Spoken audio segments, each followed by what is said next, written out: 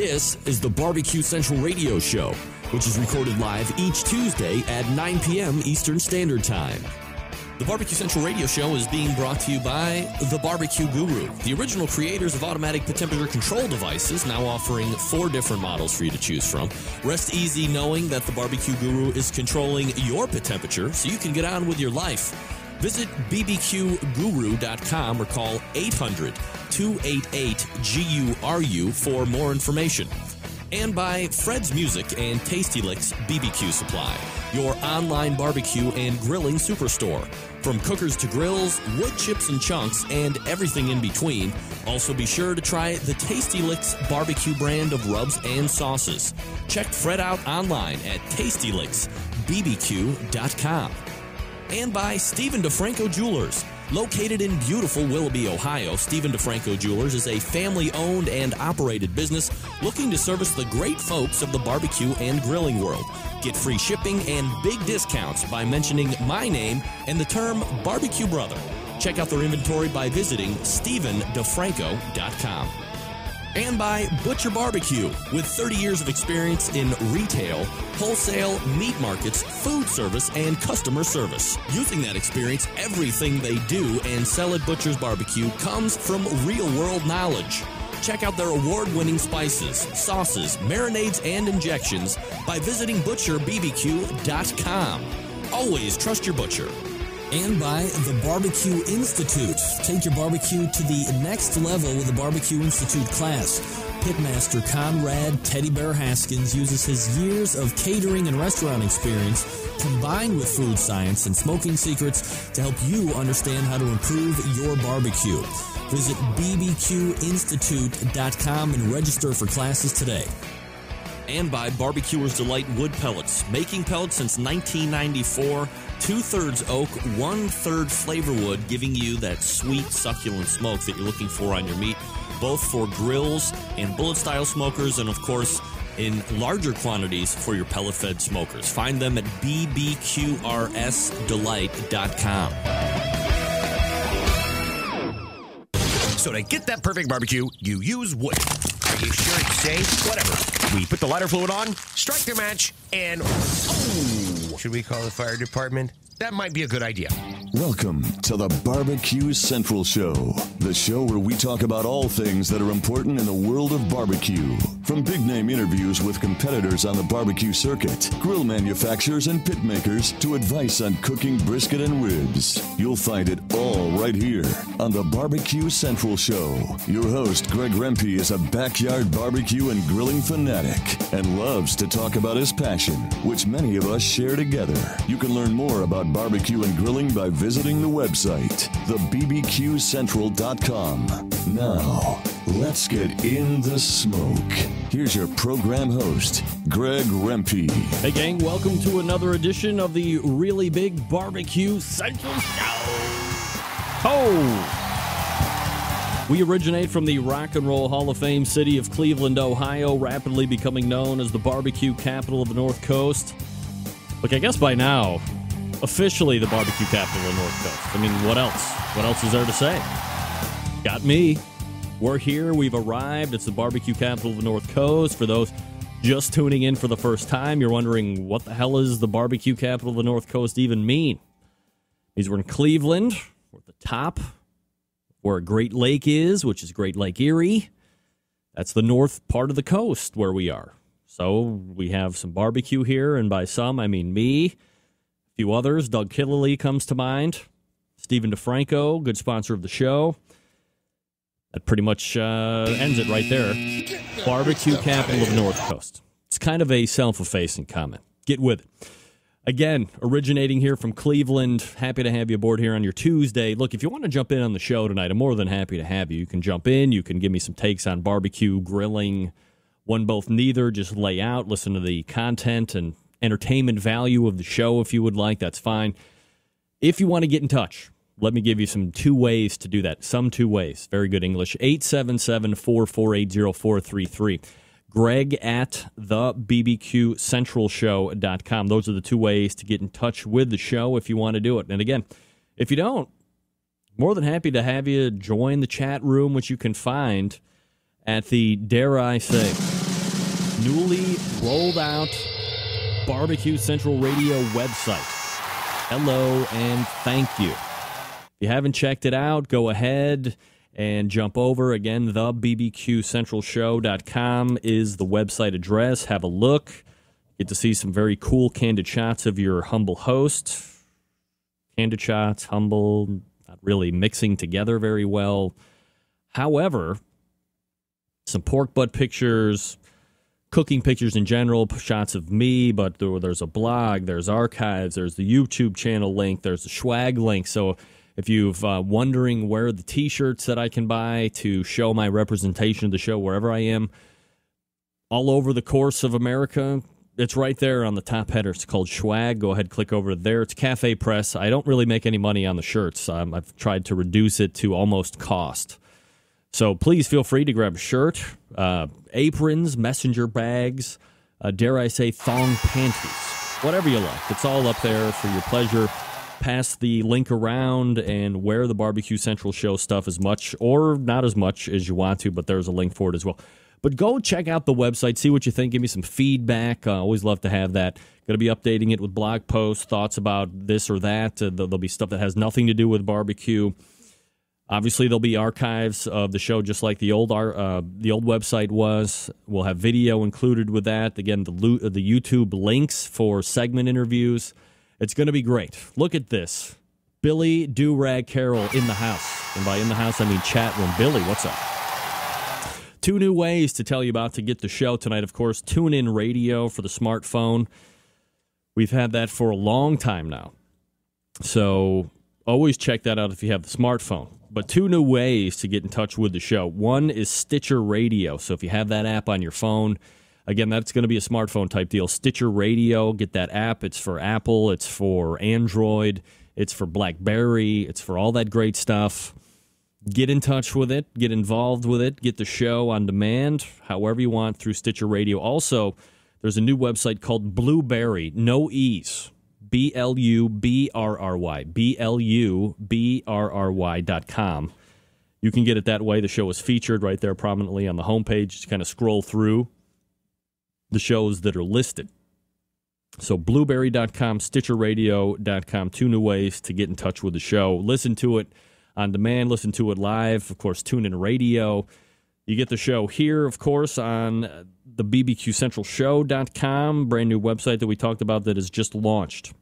Now, last week at the end of the show, we did a look back at an interview that I had with Shotgun Fred Perkle, who had passed away. It'll be 2 weeks ago this coming Friday. Suffered from ALS, was finally fallen victim to that. But I replayed a few 6-7 sound bites of that interview last show, and then I did say that I would actually go ahead and post that, and I actually did. So if you didn't get a chance to listen to that the very first time it come out, not many people did because I kind of got locked away into that, what do you call it when the things go away on the Disney things? It goes in memoriam, something like that. 13 podcasts locked away in memoriam, but go ahead and grab it now while you can. It's on the podcast feed. The full interview that I did with Fred Perkle from the Barbecue Guru, and a lot of people actually taking advantage of that and downloading it. I can see that through the different download numbers. So I appreciate that, the fact that you went ahead and got it, and all this great stuff. Big miss to making the New York Times. What's up? I'll check that out. Link it up. Link it up. Don't be a shameless non-self promoter in the chat room, Neil. Go ahead, link it up in the chat room. What do I want to do here? I don't remember the guy's name, and I didn't write it down, and I apologize. I want to say it was like Chris Cassone wrote a song about barbecue, video forthcoming. I'm going to go ahead and lay it underneath me here. So you go ahead and listen to it. I'm going to bring it down a little bit. You listen. When I first met her. Neil, what's it all about? When you can take the barbecue out of Texas. Yeah, you take it out of Texas, and you bring it to the West Coast, baby. L.A. and the roundabout areas. Hey, maybe you want to know what's happening on the show tonight. I know I skipped right over that, in case you didn't get the newsletter or look at all the social media Coming up at about 14 past the hour, 7 minutes from now, first-timer to the show, Jim Shahin. He writes for the Washington Post, Smoke Signals block. We're going to be talking to him. 35 past the hour finds Andy Groneman from Smoke on Wheels talking about his Reserve Grand Championship take this past weekend in Texas at the Sam's Club National Tour. Second hour, friend of the show, Ray Lampy, Dr. Barbecue, a barbecue legend. We're going to be talking about a number of different topics. And then closing out the show at the 10 o'clock hour, around 10:35, Big Jim Stansel from Bare Knuckles Barbecue is going to be talking to us about the Georgia Barbecue Championship. So if you're around that region of the country, you're definitely going to want to stay tuned for that, because you might be interested. Central for Life tattoo. John Pope, are you kidding? Are you going to get a tattoo? Let me tell you something. First person to get a Barbecue Central logo on their person, you get free rub from me. Absolutely. Free rub from me. That's the least I could do. Yeah, 9:14, right? No, 10:14, right? 10:14. All right. Did we get our wires crossed? Here we go. All right, anybody like that song? I'm getting out of this song right now. It's kind of a jazzy, right? It's kind of a jazzy thing. Well, it's not my free rub, Heath. Maker, never mind. So Twitter is a great thing, right? Twitter is a great thing. You can get in touch with people that you would normally get in touch with. For instance, I've been trying desperately to get one Michael Simon, the Iron Chef, to get on the show. Rumor has it he is opening a barbecue restaurant here in the Rock and Roll Hall of Fame city. It seems like a perfect match to me. A perfect match. And yet, he has been a little resistant in getting back to me. But through the use of Twitter, I was finally able to chase him down. I'm very excited to get the Iron Chef. Ladies and gentlemen, are you ready for this? Let's head on over to the hotline and pull up Iron Chef Michael Simon. Are you kidding me? Mike, Chef, are you there? Hold on a second. Let me go back here. We go to Michael Simon. Mike, how? Okay. Hello, Michael. Hello. No, Michael. Get that big stuff out of here. Damn it. Well, it doesn't work all the time for everybody, but look, sometimes you take the good with the bad, right? Of course you do. Why is it sounding so low? All right, so we got a big show coming up. We have Jim Shahin coming up here next. Oh, here we go. That's where it's supposed to be. Look, here we go, gang. If you are like me, then you are always trying to think of ways to step up your barbecue and grilling game. You want to take it up a notch, and there's no better or easier way to do that than by adding a little Butcher Barbecue to your arsenal. Now, perhaps you need some validation. You head on over to butcherbbq.com to order, but you want a little show me something. Fine. How about this? The last 3 winners of the Houston Livestock Barbecue Contest have all used and won with Butcher Barbecue. Top teams in the KCBS, FBA, IBCA use Butcher's barbecue products. How about the fact that the pitmaster of Butcher Barbecue uses Butcher Barbecue products, and all that did was get him 3rd overall in KCBS Team of the Year for 2011. Need I say more? Look, we all know that Butcher's is well known for the injections, the pork, the beef injections, and now this prime injection, which has combined all the things loved with our beef injection, using its award-winning flavor enhancer and its ability to keep your brisket juicy. They have combined it with what has become the competition industry standard in beef flavor. It's available for sale right now at butcherbbq.com. Now, perhaps you're looking for a go-to rub or a sauce. Friends, you've hit the mother load here, too. Butcher's Barbecue is a full line of award-winning rubs and sauces. One of my personal rubs that is favored is the steak and brisket rub. But grab yourself some honey rub. Try the premium rub, especially if you inject with Butcher's, because it is formulated to work with the injection like hand in glove, a perfect 1-2 punch to impress judges and friends alike. And last but not least, the Butcher's Barbecue Sweet Barbecue Sauce. Look, when it comes to sauce, I'm as picky as it gets. And Butcher's Sweet Sauce wins in every category for me. Not overly sweet, a nice slice of tang, just the right amount of back-end heat, And for crying out loud, no liquid smoke. Thank you, Dave, for taking the time and effort to make a quality sauce and not taking the easy way out like most do by adding that crap to barbecue sauce. And by crap, I mean liquid smoke. Grab a box of 6 because it's going to go very fast in your house. And no worries on breaking the bank when it comes to shipping either. Orders at $55 or less ship at 7 U.S. bones. $56 and up ship at $9. Cheap. Head on over to butcherbbq.com. Stock up now, butcherbbq.com. Butcher Barbecue. Always trust your butcher. We're going to come back with first timer of the show, Jim Shahin, and talk about barbecue because that's what we do here on the show. You're listening to the Barbecue Central Radio Show right here on the Barbecue Central Radio Network.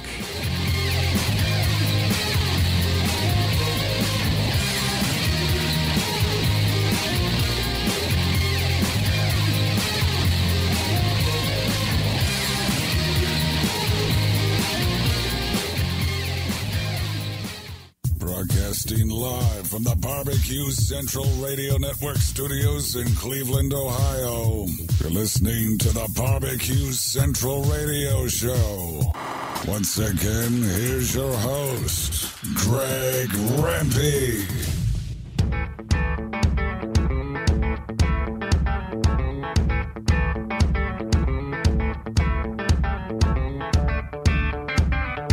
All right, coming up on 14 past the hour, 877-448-0433, Greg at thebbqcentralshow.com. Forgot to go over the Tuesday survey questions. We'll get to that here in a minute. Stand by for that. My first guest tonight writes the Washington Post Smoke Signals barbecue column. It appears every Tuesday morning in the food section under All We Can Eat category. You go to Washington Post, click food under the lifestyles category, then scroll down to Smoke Signals if you want to check it out. The last Wednesday of every month, he also writes the column for the print version of the Post, usually involving 2 or 3 recipes. We race over to the hotline. First timer to the show, Jim Shahin joins me. Jim, how are you, buddy? I'm doing good. How are you? Doing absolutely fabulous, Jim. Appreciate you taking the time out to join me tonight. Not at all. A lot of different places that we can go, of course, but I guess what makes the most sense as your first timer on the show is what's the background in barbecue? Where's the fascination, and how does it stem for you? Let's see. Okay. I was a convert to barbecue. I wasn't born to barbecue. Which is to say I was born in the North, moved to Texas back in the mid-'70s, and I tasted it, fell for it, hook, line, and sinker, and went crazy for it as so many of us do, and sort of kept going back. Jim, I'm gonna call you right back. All right. Alrighty. Okay. Little technical difficulty there. Obviously, the video wasn't working. Let's try again. Let's go ahead and try again. Let's try again. Okay. Jim, hey, Greg. Hey, there we are. All right, now we got the video working as well. All right, so very fascinating on how you're bit by the barbecue bug. As I mentioned earlier, Jim, let's get a baseline from you right off the bat. One of the first conversations I ever had with Meathead Goldwyn was whether or not barbecue and grilling were 2 different cooking methods. Meathead maintained that barbecue was like this all-encompassing umbrella that grilling falls under. I maintained that barbecue and grilling completely 2 different cooking methods. Where do you weigh in on the topic, Jim?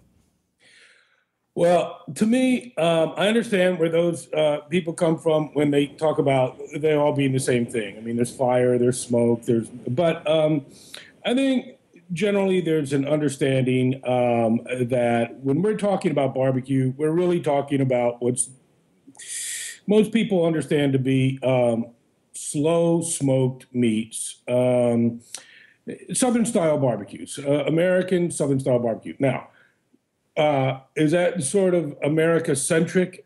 Yes, but it's also the shorthand for what I think most of us generally mean when we talk about barbecue. There's Argentinian barbecue. There's barbecue all over the world, and all of it has great merit. And but when it comes down to, when I think the term barbecue is understood by most people most often to mean slow smoked over a long period of time. As a matter of fact, just this evening, it's funny. Just this evening, I put a salmon on the grill. I would never tell anybody that I was barbecuing. It just wouldn't even occur to me to say that. I grilled the fish. So that's why I come down on it. All right, Jim Shahin joining us here on the show, WashingtonPost.com, the website. You can follow him on Twitter at Jim Shahin. Jim, a number of places we could head tonight. Let's stay local to you. There's really no barbecue scene to speak of here in the Rock and Roll Hall of Fame city of Cleveland, as much as I'd like to say there is, aside from the show. Mm-hmm. What's the D.C. area barbecue scene like present day, and how have you perhaps even seen it grow over the last 3 to 5 years? Well, it's grown a lot here. I have to say, I moved here from Austin, Texas, and that was about 10 or so years ago. And anybody that knows anything about barbecue knows about Texas. And, you can get into sort of very spirited debates, of course, about barbecue styles, barbecue qualities, all that sort of stuff. But there's no denying that Texas makes superb barbecue. And so, having been bitten by the barbecue bug some years ago and absolutely loving what I would get down in Texas, when I moved to Washington, D.C., let me just say it was a bit of a dispiriting experience. I remember one I would travel around D.C. Searching for barbecue, one place after another. And then one night I was at a little jazz club, and I asked some guy, a complete stranger, who was standing at the bar. He was having a drink, and we got talking. And at one point I said to him, "So where do you find barbecue in this town?" And he paused and he said, "Washington, it's a seafood town." And I kind of took that to heart. And since then, a lot more barbecue has come to town. There's been a whole lot of different sorts of barbecue that have come to town. Hill Country Barbecue from New York opened up here. The Great Fanfare. The Pork Barrel guys, Championship Barbecue guys, they opened up a place in Northern Virginia. There's another guy that opened up a place called Memphis Barbecue. The barbecue truck scene is really big here.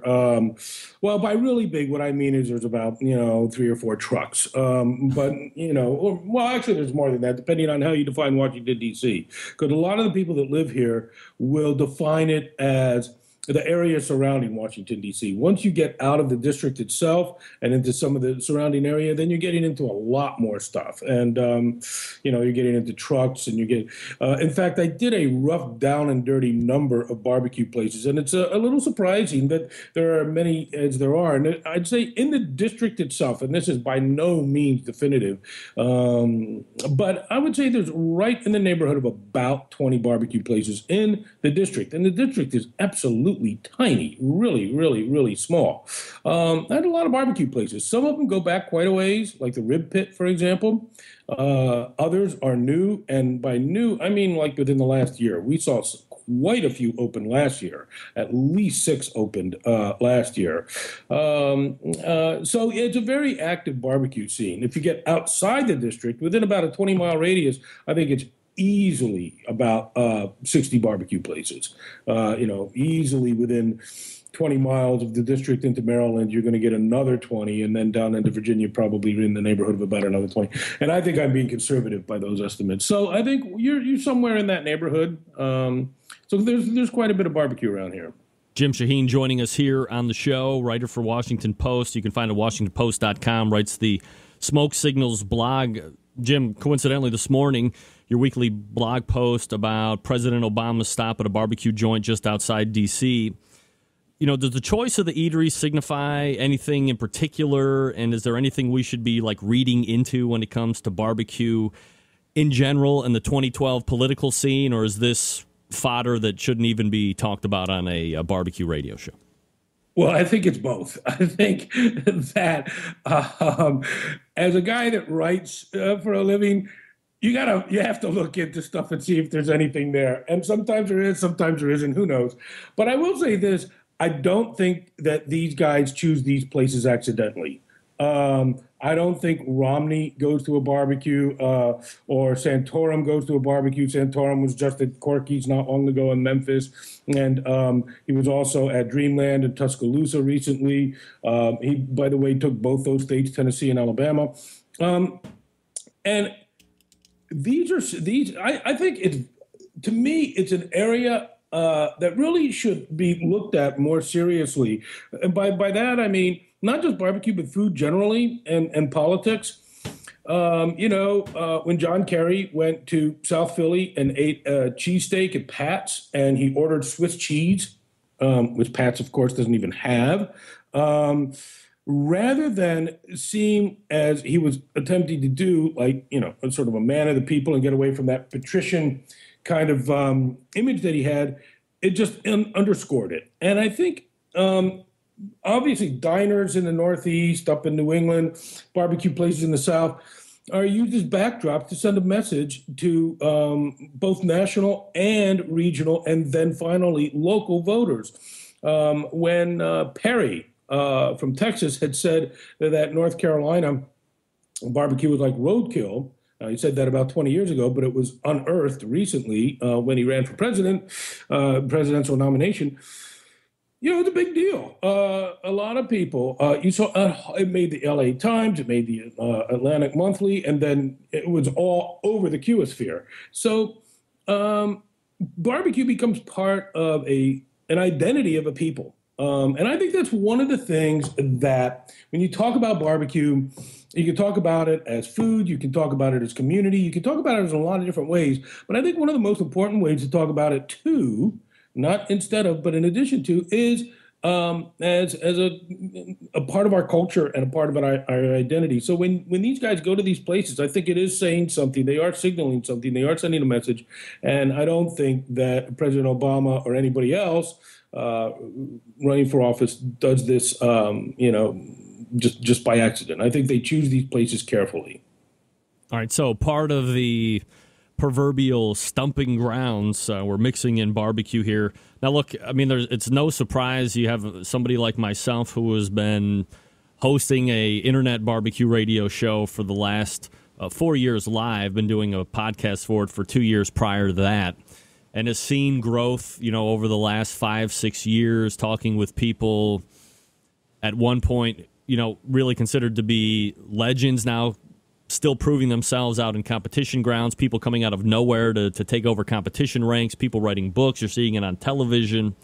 What do you think about this, the general phenomena of barbecue and its growth over the last handful of years? Is it something that you had foreseen? Is it something that has even kind of reached out farther than you had thought it was ever going to? Well, the modest answer is to say, it took me by surprise. The honest answer is that's why I have the column. We didn't start the column until, about a year and a half ago. The column for the Washington Post is not like it has existed for 20 years. It started because we did see that this was a trend that was getting bigger and bigger. I'm not at all surprised at how big it's gotten. I think we're going to be seeing it become even bigger. And that concerns me, actually. I don't think it's just a good thing. I don't think bigger is necessarily better. I think there's an awful lot of bad barbecue out there. I think there's, things go in cycles. And I will be interested to see where this trend plateaus and when and how. The how will be probably the most interesting thing to me because I just hope barbecue does not trip itself up on its own success. It's gotten so easy to make barbecue anymore. You buy an oven, you put a log in it, and you can call you put a sign outside that says genuine pit. It's not even a pit, but it happens all the time.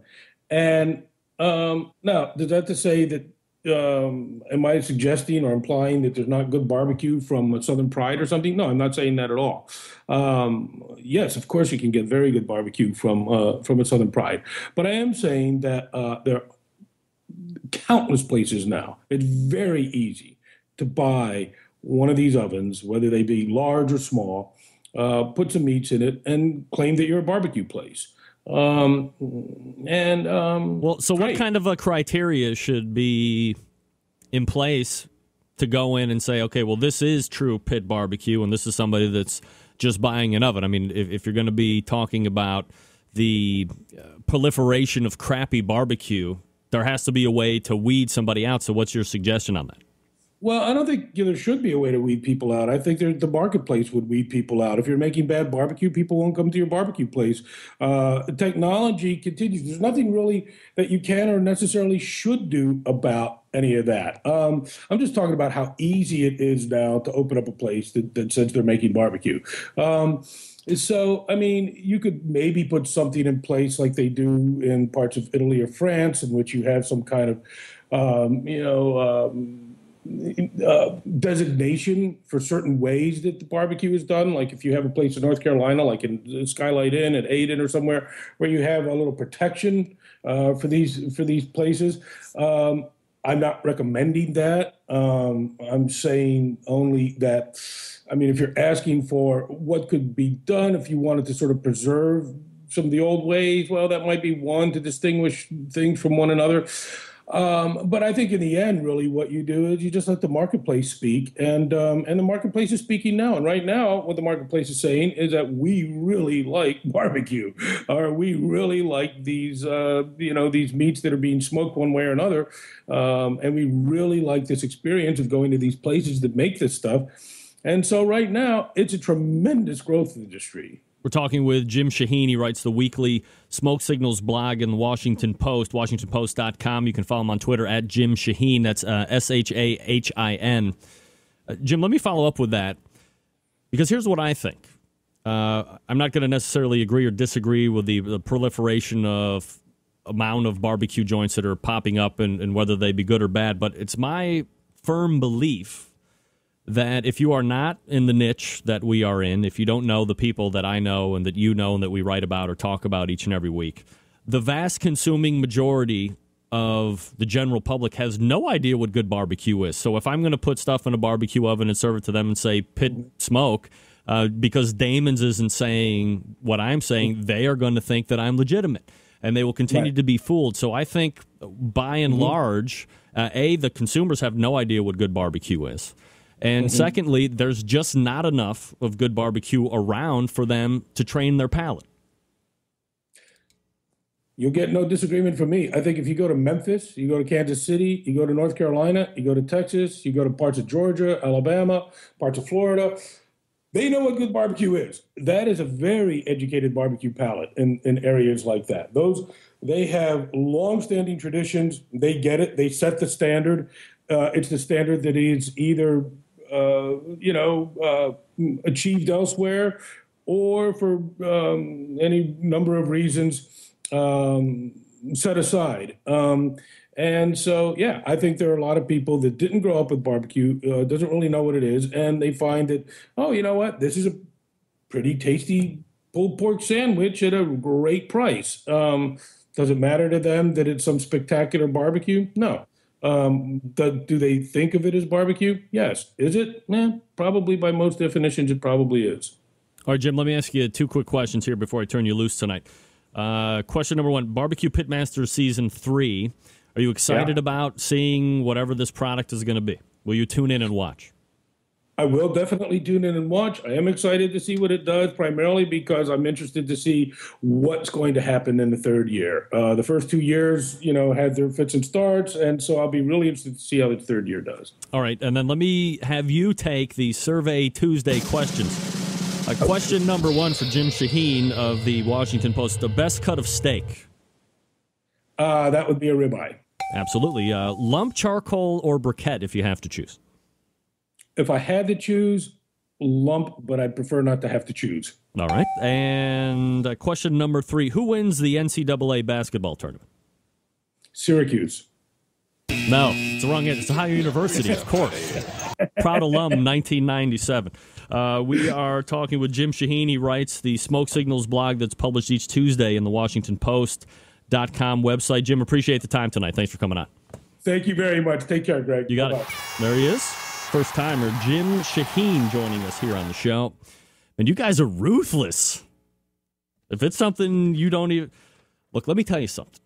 The reason the show works is because I'm not going to sit here and cater to just the very small niche, the very closed minds of certain people.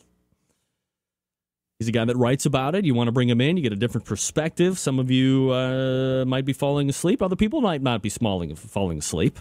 It's fine. Different perspective keeps things going. Get a different viewpoint of how people see this industry that we're all in. And whether it has to do with competition or not, we'll get into competition here in the next segment. But again, let me remind... so thanks to Jim Shahin. All right, again, the Survey Tuesday questions: best cut of steak, lump, charcoal, or briquette, and who wins the NCAA basketball tournament. Email them if you want to. You can also weigh in on the chat room. If I can get to them, I certainly will do that. Look at this guy. Give me a break. All right, gang, let me talk to you real quickly about Tasty Licks Barbecue Supply. Look, there are some unsavory businesses and creeping marauders at each and every turn on the internet. I think we can all agree on that. But sometimes you're looking for a barbecue and grilling item that just isn't stocked anywhere in your hometown or the next town over, or even the next town over from that, and your options have become very limited. And you are now forced to go online and buy the item that you want, or you're just forced to go without it. The internet grip sets in, the hands start to sweat, your neck tightens. You've been screwed on the internet purchases before, and you don't want it to happen again. After all, this is your hard-earned money you're spending, and you want to feel confident the company you're buying from is honest and fair. Good news, folks. Let Fred Bernardo and the gang over at TastyLicksBBQ.com relieve you of your internet buying stresses. Tasty Licks is one of the most complete inventories on the barbecue and grilling circuit anywhere on the face of the earth. All of these items that you see on Fred's website are in stock. They are ready to ship to you directly. Now, are there other places on the internet that you might find the item cheaper? Perhaps. But are you 100% confident you're actually going to get the item that you buy? How long is it going to take to ship to you? All great questions that no one has 100% sure answers to. Now, when you buy from TastyLicksBBQSupply.com, the items are in stock. They're in the store. They ship to you promptly. And they're all priced fairly. What more can you ask for them? Hell, if you want to try and work a deal with Fred, I'm sure he'd be happy to take your call and work something out with you. He's in business, right? Of course he is. Tasty Licks carries grills, smokers, ceramic cookers, electric cookers, various charcoal types, wood chunks and chips, cookbooks, accessories. If they don't have it at TastyLicksBBQ.com, you probably don't need it. On top of all that, Fred carries many of the other show sponsors' products in his store as well. So you're almost doing like a 2-for-1. You're shopping at a sponsor. You're getting a sponsor's products. The best of both worlds. Don't forget, Tasty Licks has their own line of barbecue sauces and rubs as well that you have to try. And April 28th, Bob and Kenny from the Barbecue Guru are going to be doing a demonstration at the Shillington, Pennsylvania store. They're going to be using the Guru on the Big Green Egg and on some other cookers and on the Onyx oven. The demo is at 11 a.m., April 28th. It's free. Just go in. No registering needed. Head on over to TastyLicksBarbecue.com.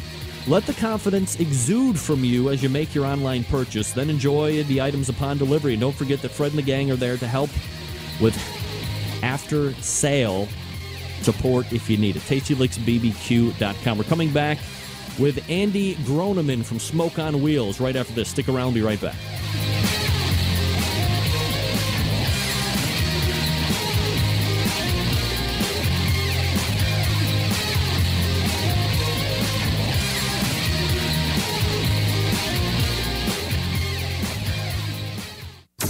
Get in the smoke. Call 877-448-0433 to get on the air. Now, here's your host, Greg Rempe. Big B, Moonshine Band, Suburban Waste Records. Let's go! I'm an outlaw.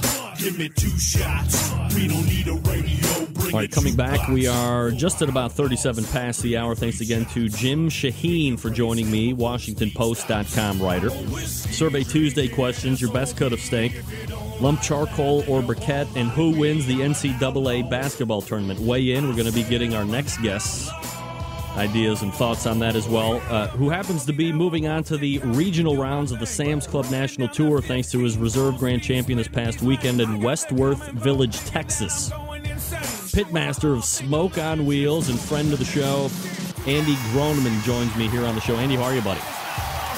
Good. How's it going? Doing absolutely fabulous, Andy. Appreciate you making time for the show. And I kind of got you in a tight spot here because it's not one of the, the longer segments because I had it booked out for a couple other guest weeks in advance. But I wanted to get you in kind of following this whole Sam's Club thing unfold over the course of the year. So if we could, we'll kind of press right into it, Andy. Can you give us kind of a brief recap of the weekend and how the cook went in an overall sense for you and the team? So I see George in the room. The cook actually went great. We had an 8.5 hour drive down there, got everything set up. Compared to last year's Sam's Club, actually this year seemed to go much smoother. Power was there when they said it would be there. Things moved the way that we would expect them to. So from a cook perspective, the contest was actually, pretty straightforward and an easy cook. Had a little bit of wind, but the weather was beautiful. And went to Dallas just to see a lot of our friends down there that we don't get to see, so we were going to have a good time regardless. Last year I got stumped in Texas, but we decided to go back anyway. Andy, where are you home based out of, buddy? Kansas City. All right, Kansas City, Missouri, right? Kansas. And what's with the two states having the same freaking city? I never understand. Kansas City, Kansas is where Smoke on Wheels is out of. All right, so let's go ahead and get a closer look at the individual categories, Andy. And we call them out here on the show as you get called out at the competition. So we start with chicken. You get a 4th overall.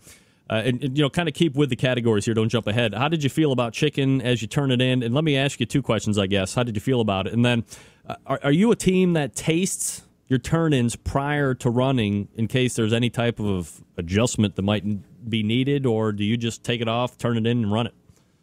No, we do. We taste it before we turn it in. And then chicken, is usually pretty solid for us. We've got the process down. So we thought chicken was good going in. Thought that was a great category for us, and it wouldn't hurt us.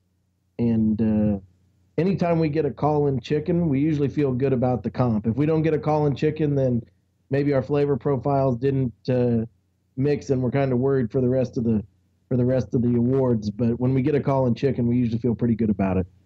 How has your chicken been over the last 24 months? Pretty consistent, or you up and down? Yeah, with a lot of people. Yeah, pretty consistent. We get regular calls in chicken, so we've been pretty happy with it. All right, next one up was ribs. So another top 10 call. You get 7th overall.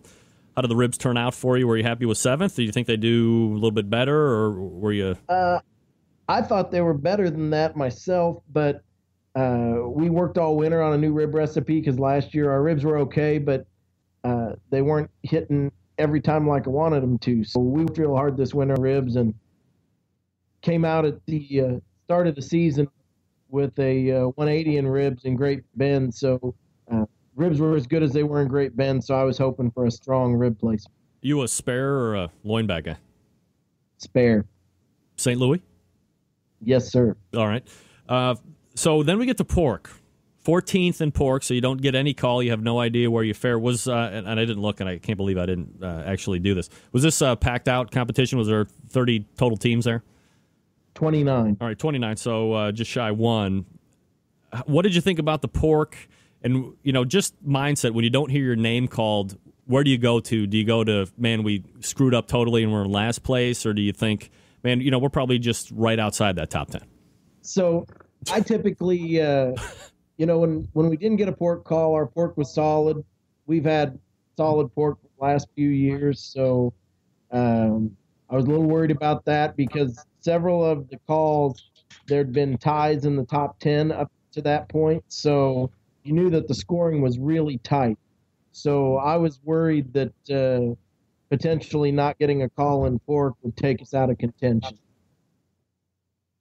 Andy Groneman joining us here on the show from Smoke on Wheels.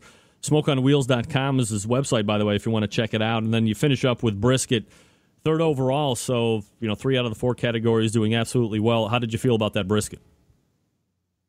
Brisket we thought was real solid going in, and when we got the call in brisket, again, I still felt like probably didn't have a shot at anything without getting a pork call, because you had you had Papa Charlie's with 2 first place calls. You had Caveman Cuisine with solid calls in there with a couple of seconds. Brewmasters had 4 calls, so you're looking at that and going, you're probably not in the top 3. All right, so a little more than half a point separates you in first place. When it all boils down, everything gets called out. And I'm sure that under normal circumstances, you grab an RGC all day long, you don't even look back. Do you get any pangs of disappointment since you were so close to taking GC? No, absolutely not. Like I said, last year in Texas, we ended up 10th and felt like we got robbed out of some good categories. So to do that much better in Texas this year with the same food that we've done consistently with, we felt real good about it. And honestly, the losing by half a point, I'm used to that. I've had that happen more than once. Andy Groneman joining us here on the show from Smoke on Wheels. We're talking about the Westworth Village, Texas Sam's Club event that took place this past weekend. Andy, I've done a good amount of interviews this year with Sam's Club winners and second place.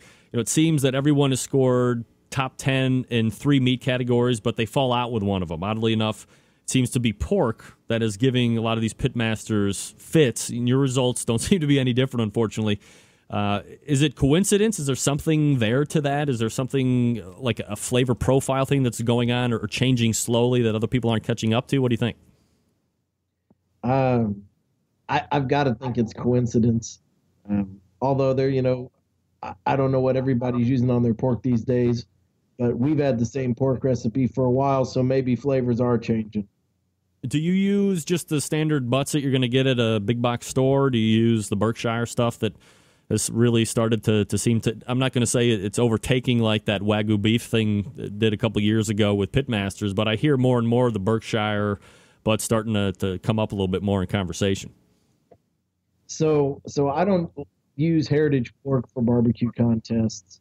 Same with the beef. I'm not a fan of Wagyu for a barbecue contest either. I think if you're going to cook and cook that stuff long, and you're going to add all of the flavor that you're going to it to try and get that one bite pop for the judges, I think you overpower the Berkshire pork flavor when you're doing all the other things to the meat that you do to get those judges to pop. So I just use regular old, Restaurant Depot or Sam's Club IBP pork and roll with it that way.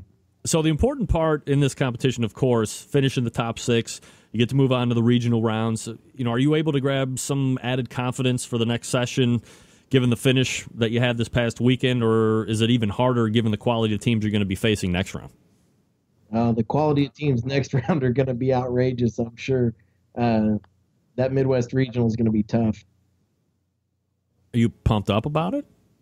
Absolutely. I love to go head to head. And butt to butt and chest to chest, from what I hear, too, right? That's right. Absolutely. No doubt. Andy Groneman joining us here on the show. All right, Andy, you have a pork and a chicken marinade that seems to be gaining quite a bit of popularity on the circuit. Could you possibly tell us a little bit about it and how it differs from some of these other products that you see on the market today?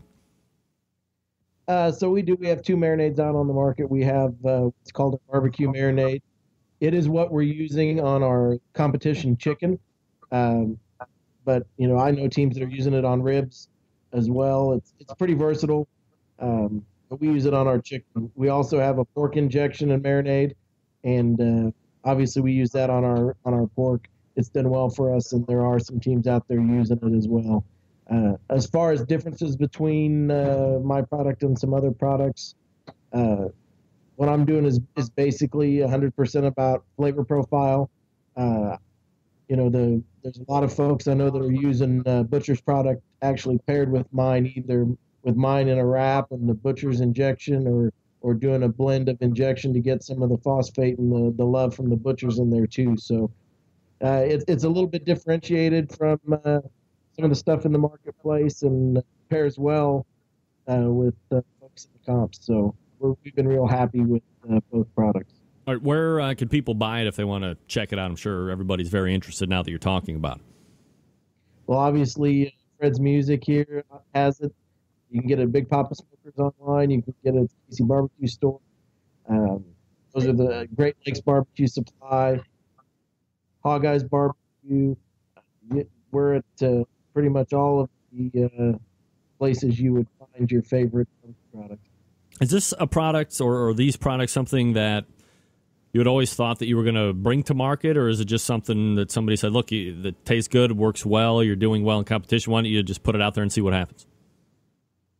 Yeah, I mean, we'd never thought about bringing products to market initially when we started. We've been cooking for, 18 years now probably.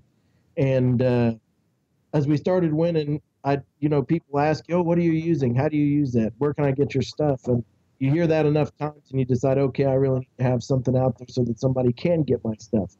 And when I looked across the board at what we could do, I use commercial rubs, I use commercial sauces. There's obviously, on our brisket, we're using commercial products as well. So what is it that adds my flavor that's different, that I'm not just going to take somebody else's product and try and come close to it and match it in the marketplace? So there weren't any marinades like what we use out on the market. So I thought, okay, that's where I need to break into the market, is the marinades. Have you been surprised by the success, or where has it fallen out for you business-wise? I have been a little surprised that it's taken off as well as it has, because the marketing that we've done is so minimal. But it really is resonating, and I've been real happy with it. You going out to Vegas next weekend? I am not going to Vegas. I'll be at Pleasant. Dude, that's a huge. You could fandangle with the likes of Brad Paisley and Carrie Underwood. How do you miss that?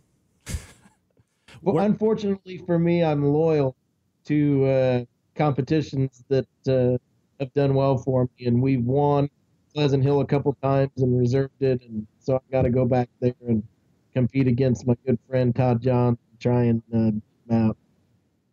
Are you guaranteeing victory over Plowboy Todd right now? No, I am. No? I am not. I am not that kind of guy. All right. No bad mojo for me. We'll leave it 50-50, which is how I love to live the life.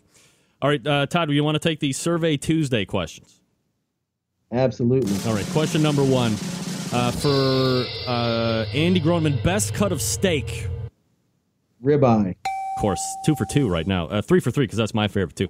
Lump charcoal or briquette, if you have to make the choice? Well, lump if I have to make the choice, but pellets would be the right answer. Of course. And question number... sorry, that's the wrong one here. Question number 3. Who's going to win the NCAA basketball tournament? The KU Jayhawks. No. How many times? Weren't you just listening? It's going to be the Ohio University Bobcats. Proud alum, 1997. It's twice I've said I it. heard that. All right, so you're going to be competing this coming weekend. Good luck. Tell Todd I said hi. And we are talking with Andy Groneman. He is the pitmaster of Smoke on Wheels barbecue team. Andy, congratulations again on the finish this past weekend in Texas. Good luck in the next round, and thanks for coming on tonight. I appreciate it. Thanks. You got it. There he is. Andy, always a good guy to talk to, and doing very well with that the marinades. The pork and the chicken. I believe I did ask him, because I've been trying to do a very good job at making sure the technical side of things are running well here on the show, especially for the people that are doing the Skype. I don't know if you've noticed, but 2 for 2 guests, aside from that first minute when I had to call Jim Shahin back. The audios are synced up very nice with the video. Usually it's a little delayed. So Andy bringing it very strong in that segment. I know him and Todd are tight, but I want to hear somebody say, yeah, you know what? Coming for him. I'm coming for him now. Again, quickly, I got to talk to you about the Barbecue Institute and a special announcement here.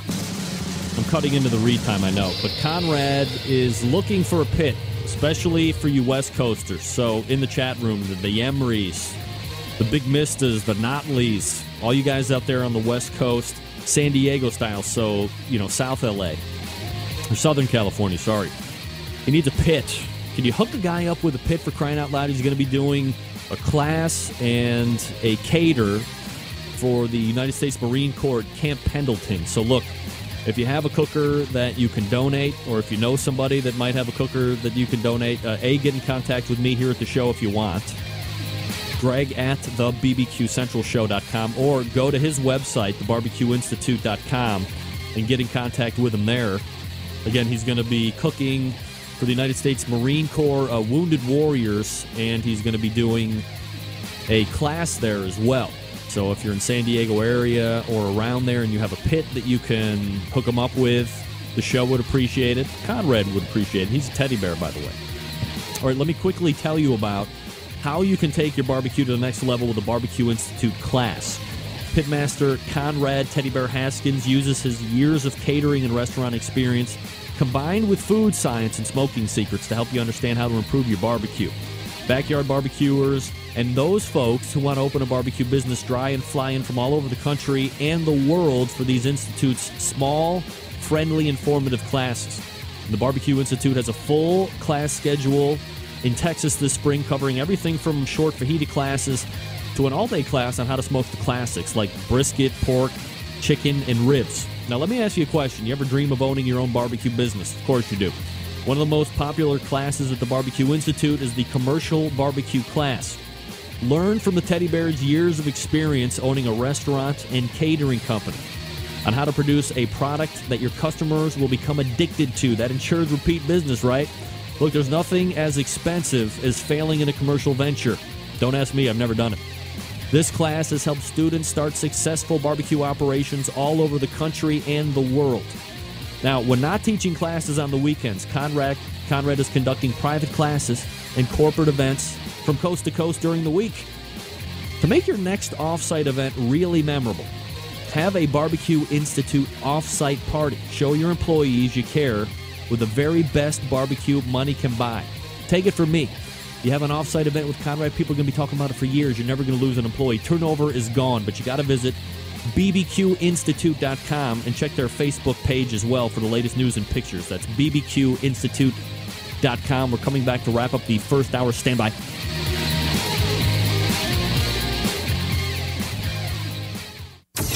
Big name interviews, advice on cooking brisket and ribs, and the only host willing to share his honest opinion on all things important in the world of barbecue. It's the Barbecue Central Show.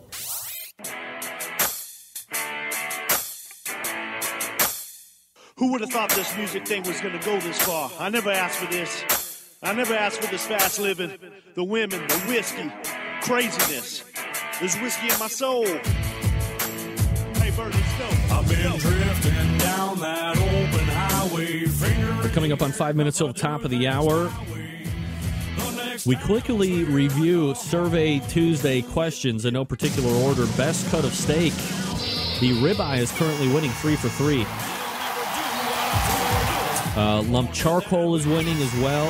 I don't even think anybody said briquettes.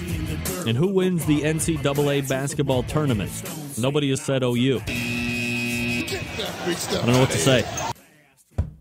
Again, putting it out there. If you are in San Diego Doggy Dog, Southern Cali, and you have a pit that you can lend to sponsor of the show, Conrad Haskins, he is a teddy bear, which means he will gently use your pit in the most succulent ways possible. Get in contact with me, Greg at thebbqcentralshow.com. Go to my website, thebbqcentralshow.com. Get in contact with me that way. Go find Conrad on the Facebook, on the Twitter, or email him. Go to bbqinstitute.com and let him know that you are going to be able to hook him up with a pit or 2 or 3. How many do you need, Conrad? Let's do this. Let's show the barbecue community, and for crying out loud, show the freaking soldiers that the barbecue community has their back, right? mean, these guys voluntarily put their lives in peril, have been wounded. You don't have a grill or a cooker that you can hook Conrad up with to give them free classes and then feed the wounded warriors? What kind of a human being are you? It's patently ridiculous. Conrad, come on. Couple 3 22-inch WSMs or one trailer pit. I know people in Southern California, so come on, guys. Let's do this. Let's do this. All right, second hour, we have, let me review. Ray Lampe coming up at 14 past the hour, swinging a big stick during the first hour, so we better bring it. 35 past the hour of 10 o'clock, Big Jim Stansel from Bare Knuckles Barbecue is going to be joining us for the Georgia Barbecue Championship Breakdown. So you got to make sure that you're listening, especially if you're, Southeast person, that Eastern Seaboard. That could be something that you might want to take advantage of. Maybe not. I mean, maybe you don't like winning lots of money and fabulous prizes. I know I do. All right, survey questions. Everybody hit it up here on the chat room or call in if you want to, 877-448-0433. Best cut of steak, I think, is a ribeye, by the way. Lump, charcoal, or briquette. It's not that simple for me. It's not that simple for me. So I'm going to say,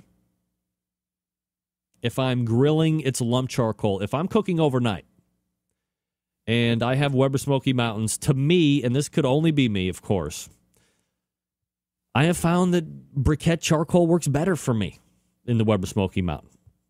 Lump charcoal seems to die out a lot quicker. I do appreciate the fact that lump is not ashing anywhere near as much as the standard briquette will.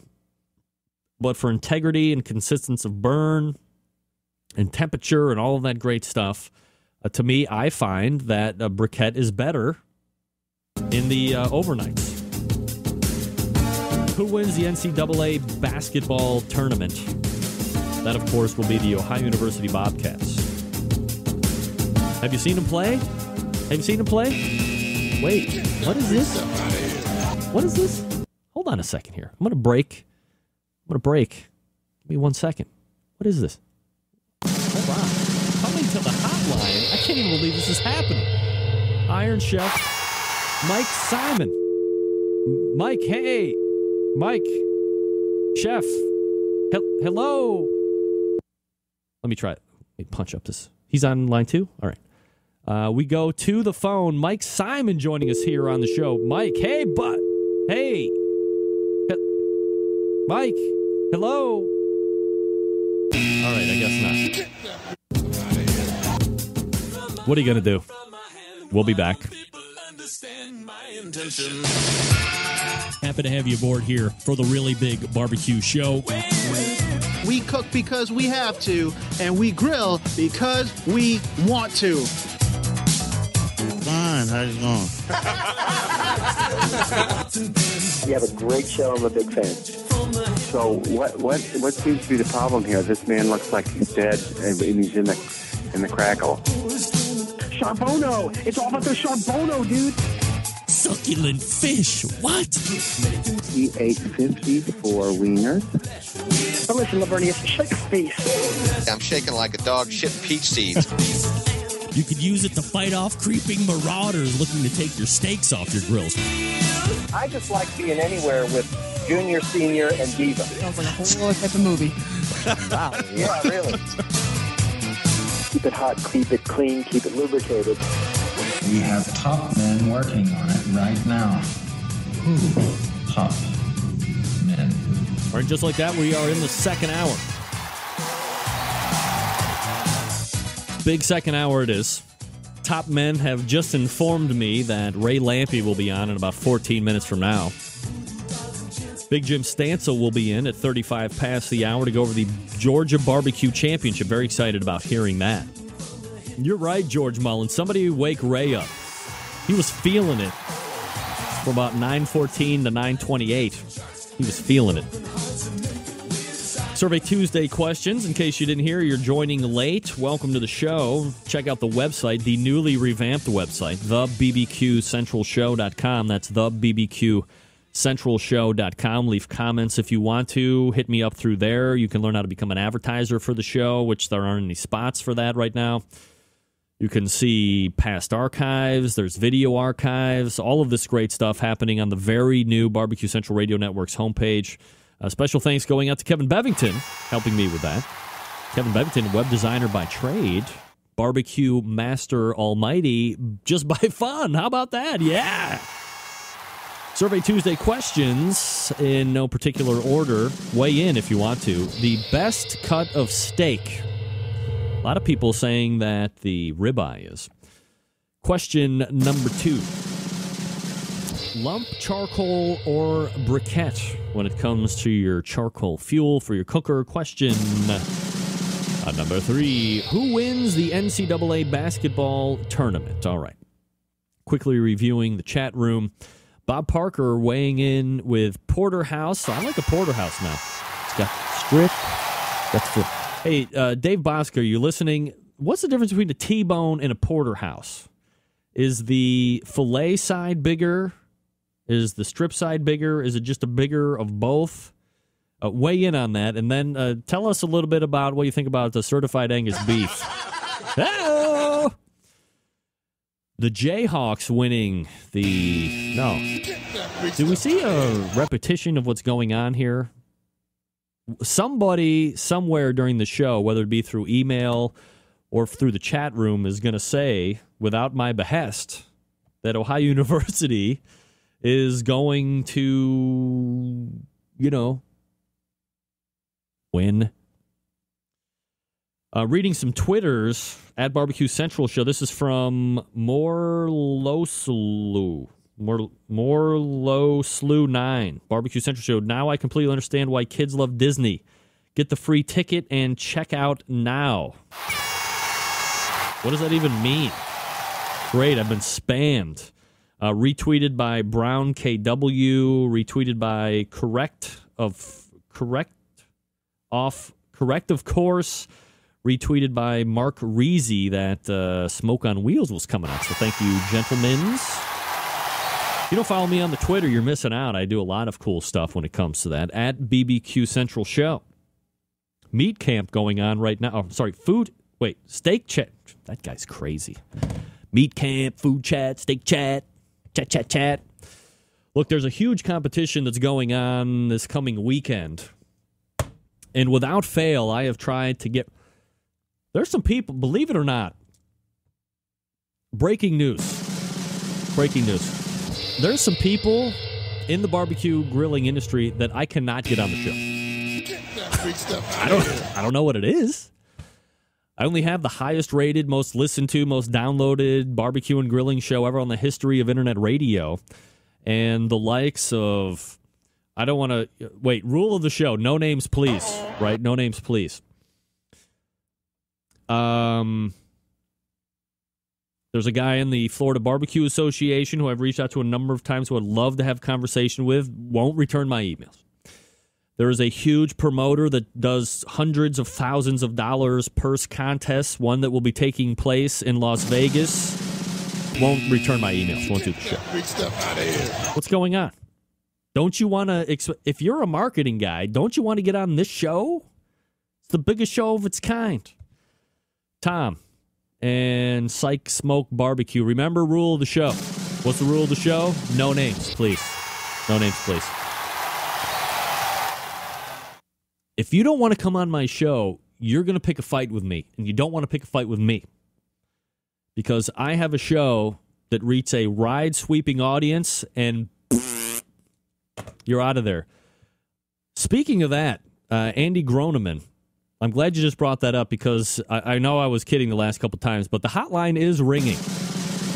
We go to the hotline, ladies and gentlemen. I am proud to announce, and yes, a little excited, a little nervous. Never had an Iron Chef on before. It's Michael Simon, Iron Chef Cleveland guy. Mike, how are you doing, buddy? Hello, Mike. Mike? What line? 3, right? Okay, hold on. Punch this up. We go to Mike Simon. Mike, how are you, buddy? Hello. Mike? Hello. All right, so that's a joke, right? With every fiber of my being, I am trying not to do battle with pork barrel barbecue. But I know that you, Heath, you and Brent will be there for me if I ever need it. When can I get the other guy on the show? What's his name? Peter. Peter from Pork Barrel Barbecue. Who's this? Getting a question. Can you do interviews with NBBQA members end of April or May? Karen Dove. What's going on at the end of April or May in the NBBQA? Anybody? That was a joke. That was your partner, Heath. Come on. Pick it up. No kidding they don't sell Q in restaurants. They don't want people to leave. Here we go. Now, Tom, this is my show, okay? Just cool out. So here's what's great. I talked about it at the opening of the segment when I did the Michael Simon spoof. Am I going to lose that? Damn it. I'm going to lose that. I got to go back. Twitter is great because we're now in an industry, and we're now in a time of year where you can get in touch with people. I never thought, that 5 years ago, the first time, is it 5? When was the first time we did an interview? It was like 05? Was it 05? Maybe 06? So like 6-7 years. I have been doing some type of a sit down with Dr. Barbecue. So the first time I send out an email, I'm like, this dude's never going to even email me back. He's too big. He's a big shot. And so progress further and further down the line, technology has gotten so out of hand, and by out of hand I mean cool, that I can Twitter the biggest names in movies, food, TV, music, and sports, and sometimes I can get responses back. And finally, after weeks, there has been a wide-sweeping rumor that Mike Simon is opening a barbecue restaurant here in Cleveland. I live in Cleveland. I thought, look, I know he's busy, top guy on Food Network aside from Guy and Bobby Flay. But there could be an outside chance. I know he does some local radio. He doesn't even need to come and have me stalk him here in my house. I mean, the Barbecue Central Radio Network studios. He doesn't even need to do that. But I've been tweeting at him. I post on his Facebook. Nothing ever happens. And today, I finally get a response back, and I'm going to pull it up so you guys can check it out so you don't think I'm lying. And this is his response to me. See, this is it. Barbecue Central Show. Can you see that? Wish I had more time in the day, already pack about 18 hours in. Mike Simon. Do you see that? There it is. Right? That's his reply back to me. 18 hours a day. Join the party, pal. Ray Lampe does 18 hours a day. Tom Emery does 18-hour days. Pork Barrel Barbecue does 48 hours in a day. Syke Smoke Barbecue does 14 hours a day, 18 hours a day. Mojo Bricks does 18 hours a day. So does Patrick. So does Andy Groneman. So does National Barbecue Cup. Guess what, dude? We all do 18 hours a day. Wah. Do 19 hours a day and do the freaking barbecue show that is ruling the internet, creep. Big time? You think you can big time me because you're the Iron Chef? We live in Cleveland together. We're brothers. I frequent your restaurants. I'm sorry, I got a little overzealous with the creep comment. Don't be a douche. Come on and do the show. That's what I meant to say. All right, gang, let me talk to you for a few minutes about the longest sponsor of the show, located in Warminster, Pennsylvania, the Barbecue Guru. Gang, if you've been thinking about automatic pit temperature control devices for your cookers, then stop here. This is the company that started it all. They are the creators of this technology. Why would you buy one from any other company on the face of the earth? I have no idea. Are you not familiar with how these little beauties work? I'm not going to get into the minute details, but imagine a product that allows you to set your pit temperature, and once set, it keeps it running at the set temperature all the way through the cook. Sound too good to be true? It's not. This is real-life technology, and it's happening today. Now, maybe you're too busy to be a pit tender. You got a lot of these kids running around. You have errands. And quite frankly, you just don't have time to sit around and tend pit temperatures. The Barbecue Guru allows you to throw on your pork butt or brisket or a couple slabs of ribs, and then you're off to do whatever the hell you need to do to get the job done. And the Barbecue Guru maintains the pit temperature that you set it at. Crazy technology. There's 4 different models to choose from. So you know there's one that will fit your budget. You have the Procom 4 wireless unit that allows you to roam up to 600 feet away from the cooker, and you can still make adjustments if you want to. You have the CyberQ 2, the DigiQ DX2, and the newest unit to the party, no pun intended, the Party Q. And at $129 for most cookers, the Party Q is the easiest point of entry into the pit temperature controlled device world. It's a self-contained package that runs on AA batteries. Don't start with the package comment. In the market for a cooker, look no further than the Onyx Oven. The Onyx Oven has been winning on the competition circuit as well as in backyards all over the country for the last couple years. It's a fully insulated cooker. This unit holds a lot of meat. It accommodates half and full pans for food service, and it works seamlessly with any of the Barbecue Guru pit temperature controlled devices. Do yourself a favor, gang. Head over to thebarbecueguru.com. That's thebbqguru.com, and check out their products. If you have any questions about what to order, call them directly, 800-288-GURU. That's 800-288-GURU. They will make sure you're outfitted with exactly what you need to get you up and running right out of the box.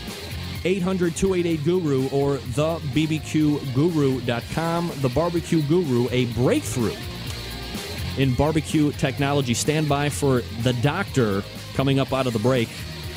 You're listening to the Barbecue Central Radio Show right here on the Barbecue Central Radio Networks.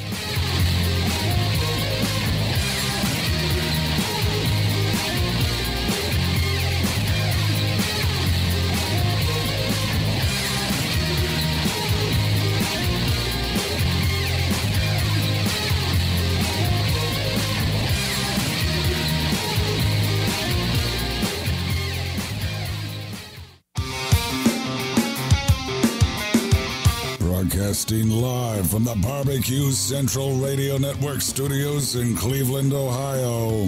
You're listening to the Barbecue Central Radio Show. Once again, here's your host, Greg Rempe. All right, welcome back. Coming up on 14 past the hour, 877-448-0433. Greg at thebbqcentralshow.com. Those are the 2 ways to get in touch with the show. Don't forget Survey Tuesday questions. Best cut of steak, lump, charcoal, or briquette. And who wins the NCAA basketball tournament? We will get those answers from our next guest coming up here in just a second. Don't forget Big Jim Stansel coming up at 35 past the hour, so stand by for that. Now you know what we got to do, right? Oh, yeah, here we go. Bring it on. You know who it is. It's Dr. Barbecue, ladies and gentlemen. Yeah! Ray, what's up, buddy? Hi, Greg.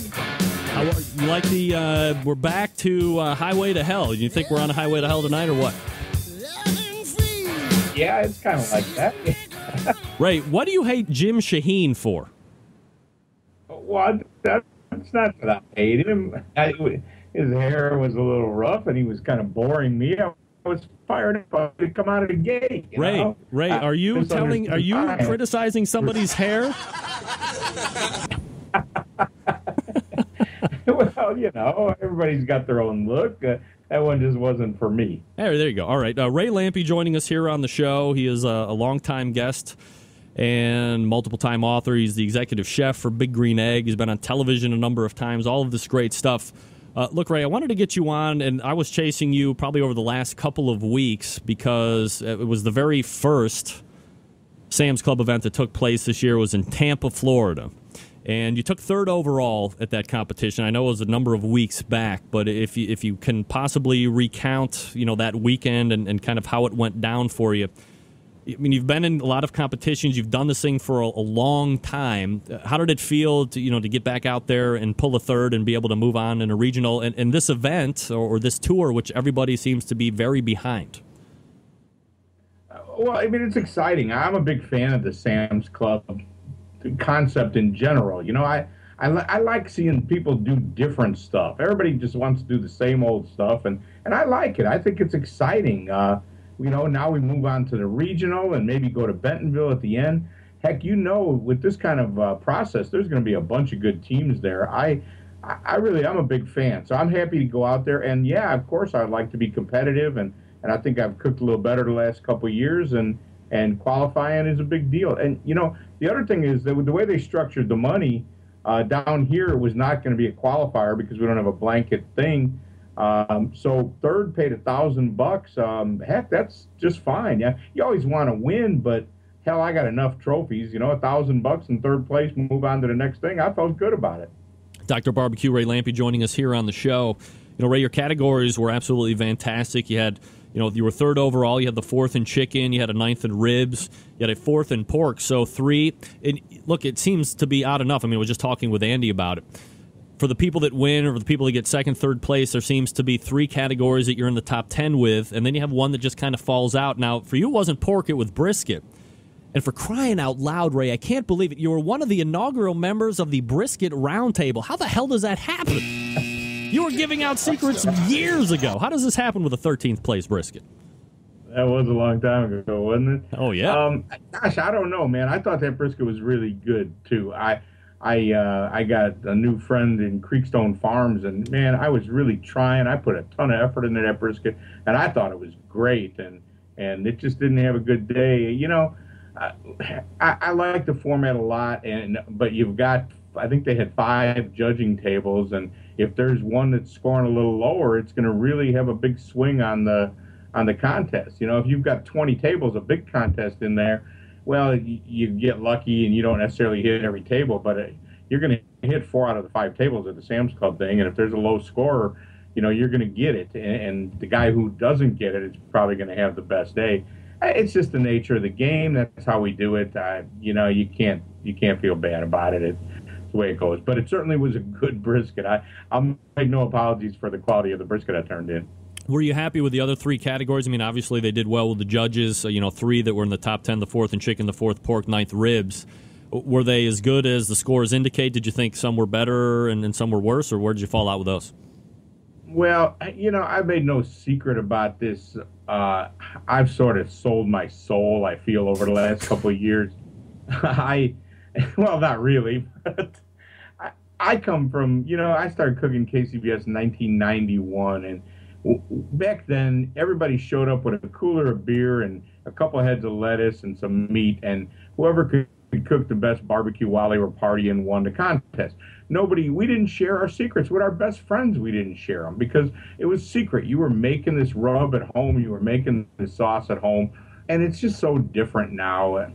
I'm not saying it's better or worse, but I resisted for a while there, and I wasn't doing very well for a few years, and I decided that I would just go all in, and I called in some old favors. There's a lot of guys out there I've helped over the years, and I really am doing the same old stuff, or whatever you want to call it, the modern day techniques on all this stuff. And so, am I proud of it? Oh, I like to think I did the best job of that same recipe that 100 guys are using that day. But, it disappoints me a little bit that we all turn in the same stuff every week and hope to get lucky and you get the win. Do you foresee, and you talk to a lot of these guys, the pitmasters out there, Ray, do you foresee that changing at some point? Is somebody going to venture out and potentially start to change that flavor profile? And obviously people are going to be trying to catch that person if they happen to win. Or is the risk too much still at this point? You're laying out for expense on entry fees and meats and travel costs that you don't want to stir the pot too much as far as flavor profiles are concerned to disadvantage yourself at potentially winning? Yeah, absolutely, Greg. I think you hit it right on the head. That's what I did for a couple of years. I tried to resist it and do what I thought I liked better or what I like to eat better. And you hear a lot of cooks talking about, well, I cook what I feel like eating for the judges. Bullshit. You cook what you like. If you really like to eat that stuff, you're not eating the same stuff I am. If you're putting a bunch of Blues Hog on and you're injecting your brisket and soaking your chicken and turning in just the money muscle off of pork and all that stuff, I don't believe that that's what you really like to eat at home. I'm not saying you don't like to have a bite of it here and there, but I think it's contest food, and that's just the way it goes. I think you're right that it'd be really high risk to try and do different things. There's guys out there doing something a little bit different, but boy, it's rare you find a guy anymore that's making his own rub, making his own sauce, not injecting, not buying prime meat, not doing any of those things, not cutting the money muscle off like a schlong, and not doing any of that stuff and winning. They're pretty few and far between. You say cutting the money muscle off like a schlong? Yeah, that guy at first just didn't say schlong once. No, he didn't say schlong at all. Wow. Ray Lampy joining us here on the show. All right, so there are some things that we need to hit on here first before we get into some other non-outlined stuff. One of the things that we were talking about the last time is you have that new book coming out in April, that's Slow Fire, The Beginner's Guide to Barbecue. This was an effort for you. Slow Fire. What was that? The product placement. See the product placement on the shelf. Oh, yeah, look at that. Very nice. Very subtly placed, Ray. Very good job. Master marketer. This was kind of a labor. The thing was done forever. It's finally getting out to market. Have you gotten any advanced reviews on it? Only from my family, because there's only 3 copies that I know out there. One guy at Green Eggs got one, and I got 2 here at home. And but I think it's beautiful. I really am happy with it. Chronicle is the publisher, and they just make beautiful books, and I think people are going to be pretty happy about it. I think it's a different kind of book. It's not the concept was that the hero books, as we call them. Gosh, there's enough of them out there. I've written a bunch of them, and so has every other barbecue guy. Matter of fact, I just got my copy of Wicked Q, and it's really an excellent book. But they really said, let's try to make it a reality check for a guy who might want to just learn how to cook barbecue and wants to kind of just learn how to feed his family and his friends, and doesn't really care that you walk on water when it comes to barbecue contests. So I think it was a really good idea, and I really wrote it from that perspective all the way, and I think it's going to be well received, and it's really a good-looking book, too. I'm really happy about it. All right, and that's going to be coming out in April, so we'll be on the lookout for that. One of the other things that you're going to be doing, and I think you've been going over, was it last year the first time you went over to England, or has that been a couple-year thing running now for you? Yeah, this will be the 3rd year. I'm looking forward to that grill stock. I guess 2 years ago I went, and the guy over there wanted to have a barbecue festival, John Finch, good guy over there. And, and so I went over with Big Green Egg. We had a new distributor that year, and we had a lot of fun and met a bunch of good people. And the following year, I offered him the opportunity. I said, if you'll just pay for my travel, I'll come and do everything I did last year as well. And I did, and we had a great time. And I've made a lot of friends, and there's great interest in real barbecue over there. The internet helps a lot, that's for sure. I'm sure there's some of the guys are listening right now, and there's really great interest in barbecue over in England, and I'm happy to be part of it. So I decided, well, I'm going to go do a cooking class. Well, I think everybody knows the story. The international initiative that seems to have gone underground didn't really have much going on, so I decided to do my own international initiative, and the flight's booked, man. April 28th, I'm doing a barbecue cooking class in England. It's going to be, I don't think anybody's done it before. I'm looking forward to it. It's going to be exciting. Do you have any type of prospective turnout for that? Well, we put 30 max on it because I don't really want to do a big class. It's honestly, it's not about making money on this one. I really want to go there and kind of, if we break even, I'll be a happy guy. I know there's 20 paid as of right now, and there's a bunch more promised. I suspect we'll have 30 or close enough to it to make everybody happy. Like I said, it's really not about the big payday on this one. It's about getting over there and teaching some and helping the ball moving, get the ball rolling. There's a lot of interest over there, so go have some fun. All right, so let me ask you about this, Ray, because I know you talk to a lot of people that are, in KCBS, board of directors, all this stuff. There was that big hoopla. Toby Shea was trying to get more teams down into the Jack Daniels, and he was trying to correspond with KCBS, and they were kind of giving him the shine on it. And then all of a sudden it's kind of died off a little bit. Now you're talking about going over there and doing a class, and you had mentioned that this whole KCBS initiative going overseas is kind of went underground. What the hell happened there? It was like a stir, it was a buzz, and then all of a sudden it's just kind of dropped out. Was this a lot of much ado about nothing? Was somebody off base or not understanding each other? Because here's what I thought. I thought Toby's idea was good. Why not have teams that are coming over from out of the country be tasked to at least similarly qualify for the American teams, because it's not fair, in my estimation, as somebody who's never competed and knows nothing about what the hell they're talking about, to have the American teams have to go through, winning a qualifying competition, and then you get your name pulled in, or you have to win so many during the course of time, blah, blah, blah. But the teams coming from out of the country don't have to do that. So what was wrong with trying to task the teams coming over from out of the country to at least be held to a similar task? Well, it's about 4 different unique things, or more, even, frankly. I don't disagree with Toby and wanting to try and do that, but you gotta accept the fact that this is Jack Daniels' marketing, and they sell that stuff all over the world. And I mean, I've been going there for a long time, and I mean, it used to be any international team that wanted to come was welcome, and we saw some crazy teams over the years. The stuff that went on was hilarious. I mean, we partied hard with the Jamaicans, and there was a French team and the Swiss guys. I mean, there was a Mexican team one year that you sliced their whole brisket up and made fajitas out of it on Friday night. And it used to be a rocking good time with all of that kind of stuff. And now the European teams or the international teams have gotten very serious. But I don't know. I think that if I was Jack Daniels, I'd still want anybody that can get it together, the money to come, if they are going to put some color and flair in the event and help promote Jack Daniels in whatever country it may be. Oh, come on. I say bring them on, let them still come. If I was Jack Daniels, that'd be my opinion. I understand Toby's point of view, because he's trying to make it a little bit more serious there in England, and I would like to see it be like it is. And I don't blame him for that, but I just think that when I go to Jack and I see the German team and the Swiss team and the Mexican team and the Puerto Rican team and all those different teams I've seen over the years, I'd hate to see them be precluded because they didn't really win a qualifier. I just think that's it's 2 different things, I guess. But also the international initiative from KCBS, I don't know. You should try to get those guys on.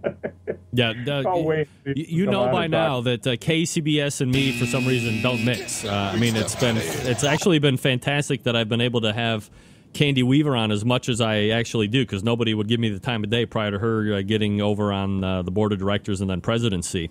We're talking with Ray Lampe joining us. drbbq.com is the website, at drbbq, the Twitter.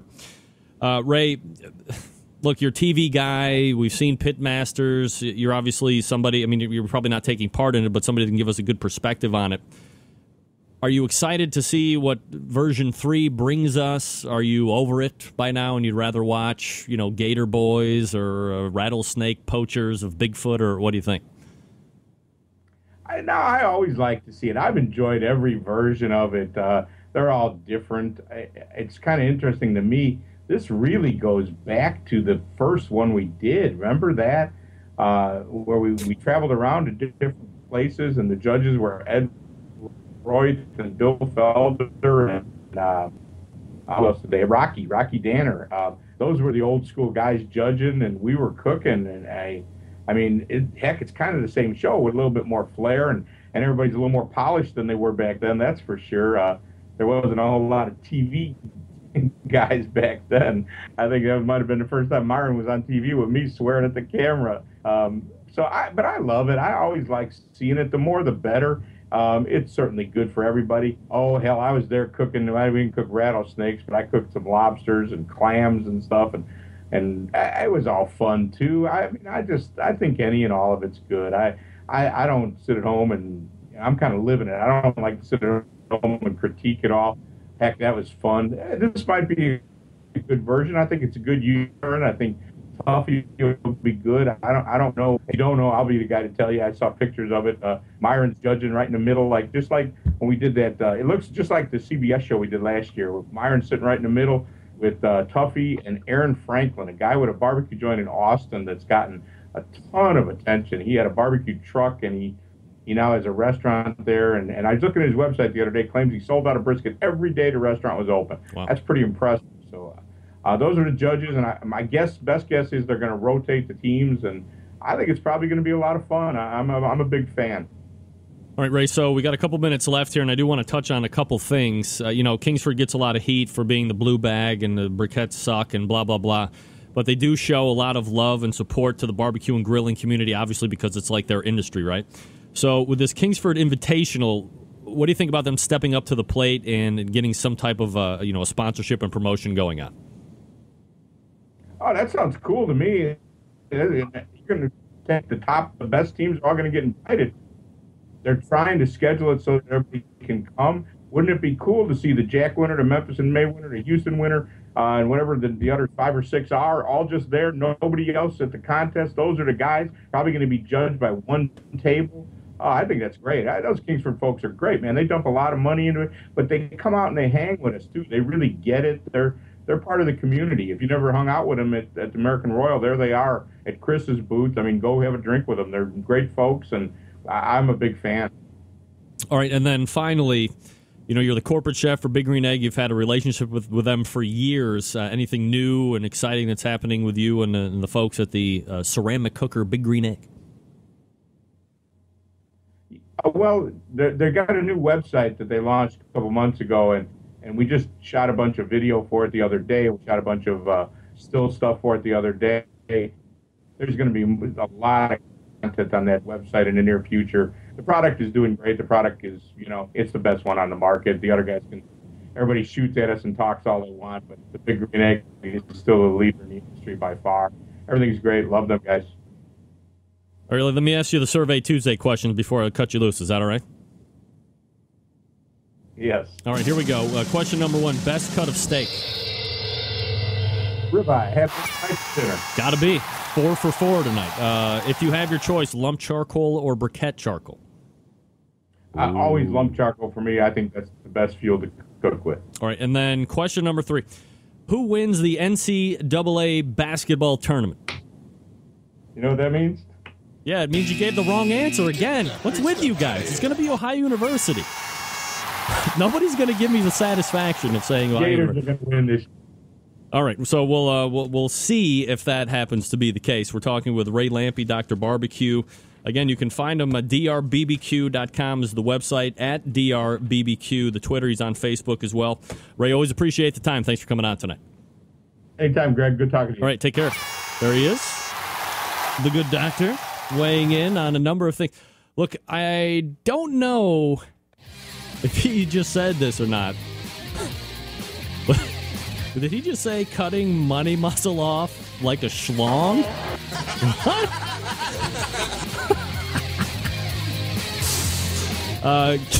Gang, as many of you know, I have gotten my grimy mitts on a pellet cooker, and the first thing I thought of was Barbecuer's Delight. Why? Because they're widely considered to be the pellet resource for pellet-fired cookers. That's right. Whether on the competition trail or in your backyard, folks choose Barbecuer's Delight wood pellets more than any other brand for their superior quality and flavor. And you should give them a try as well, and you can find them at bbqrsdelight.com. Now, maybe you're not somebody who has a pellet cooker. That's no problem. You can still take advantage of the pellet revolution on your gas or charcoal grill or smoker by grabbing the cast iron pot option. Buy yourself a nice sampler pack of pellets, load the 1/3 cup into the pot, and then place it in your cooker or grill, and let that sweet, succulent smoke take care of the rest. Now, maybe you're not familiar with these pellets, right? Let me give you a little insight. When pellets are made, all of the air within the cellular structure of the wood is evacuated, thus concentrating the wood into a very dense form, much denser than natural trees. As compared to other wood flavor enhancers, pellets will yield a more intense smoke flavor, which seals the food and natural moisture by adding smoke flavor exactly when it's needed. And since pellets have been processed from sawdust by pressure, which generates heat, any contaminants present in the wood are eliminated, so it's like completely sterile stuff. This process produces a sterile smoking wood product of consistent quality. Pellets are easy to use since you do not soak them in water prior to use. It's easy to blend wood flavors and produce consistent results each and every time with the use of Barbecuer's Delight wood pellets. Now, here's something to remember when you buy the Barbecuer's Delight wood pellets. The 1-pound bags are 100% flavor wood. But if you have a pellet cooker, it's a little different. Candy and the geniuses at Barbecuer's Delight have determined that the blend of 2/3 oak 1/3 flavor wood is the way to go to ensure the great smoke flavor, but give you that consistent BTU temperature that you need as well. Do yourself a favor. Grab some Barbecuers Delight pellets right now. Visit them at bbqrsdelight.com. That's bbqrsdelight.com, the choice of competition cooks and backyard warriors like me. bbqrsdelight.com. We're coming back with Big Jim Stansel to talk Georgia Barbecue Championship. Stick around. We'll be right back. And Survey Tuesday as well. Stick around.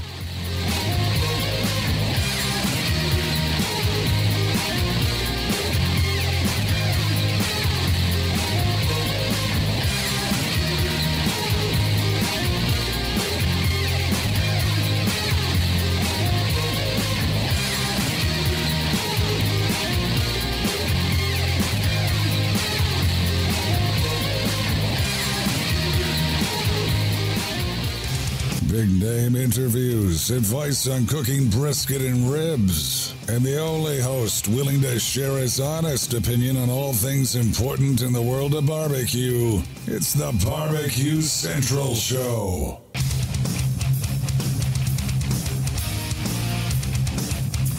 Right, 37 past the hour, 877-448-0433. Greg at thebbqcentralshow.com is the email address, and that's the phone number to get in touch with the show. All right, helping me close the show tonight is the pitmaster of Bare Knuckles Barbecue Team. We will be talking about the Georgia Barbecue Championship that is up, the setup for this year. Big Jim Stansel joining me here on the show. Jimmy! Jim, how are you, buddy?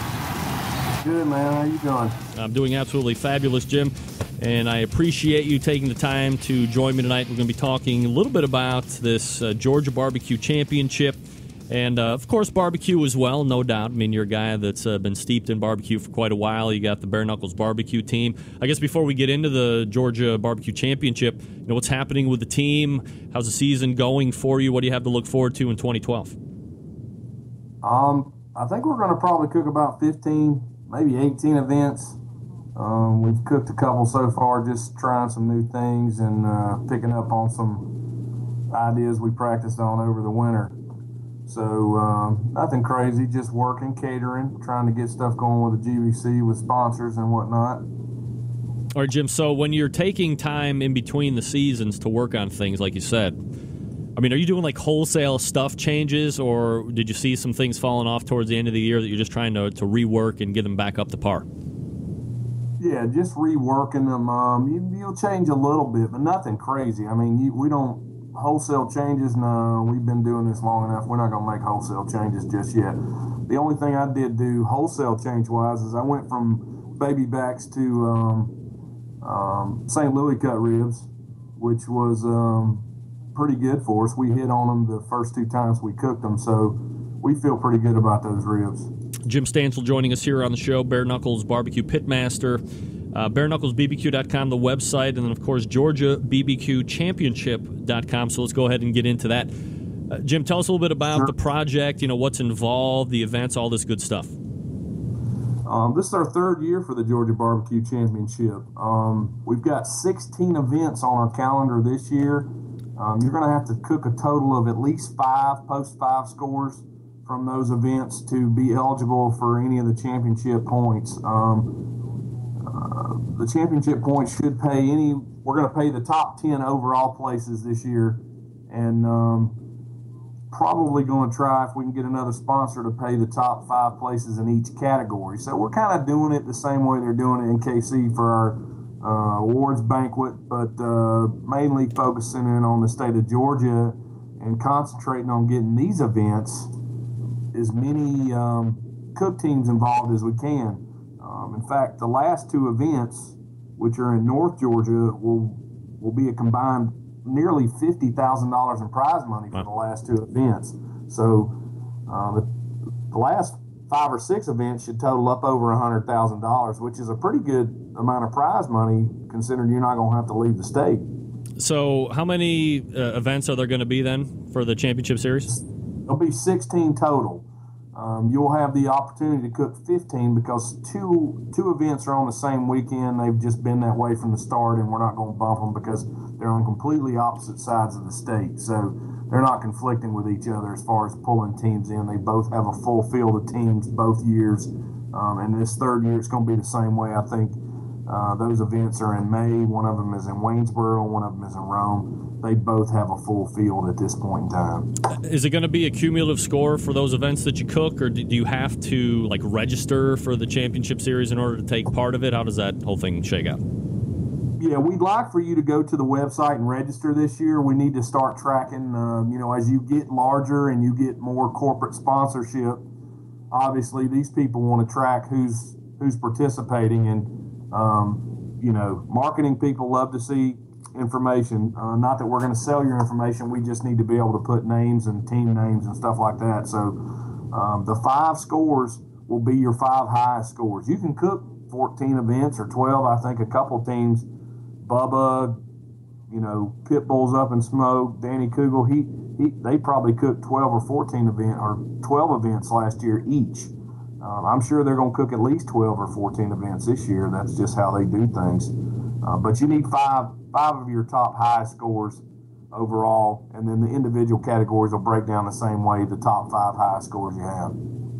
Big Jim Stansel joining us here on the show. Whoa, just lost my camera there for a second. BareKnucklesBBQ.com, his team website, GeorgiaBBQChampionship.com is the website you want to go to if you are interested in learning a little bit more on how you can get in this Georgia Barbecue Championship. I mean, Jim, your competitor, do you think that it behooves somebody to... Oh, man, what the hell just happened to me? You can still hear me, right, Jim? I can hear you, bro. All right, wow. Can you hear me? Oh, yeah, I can hear you, but I've just completely frozen up here, so I apologize.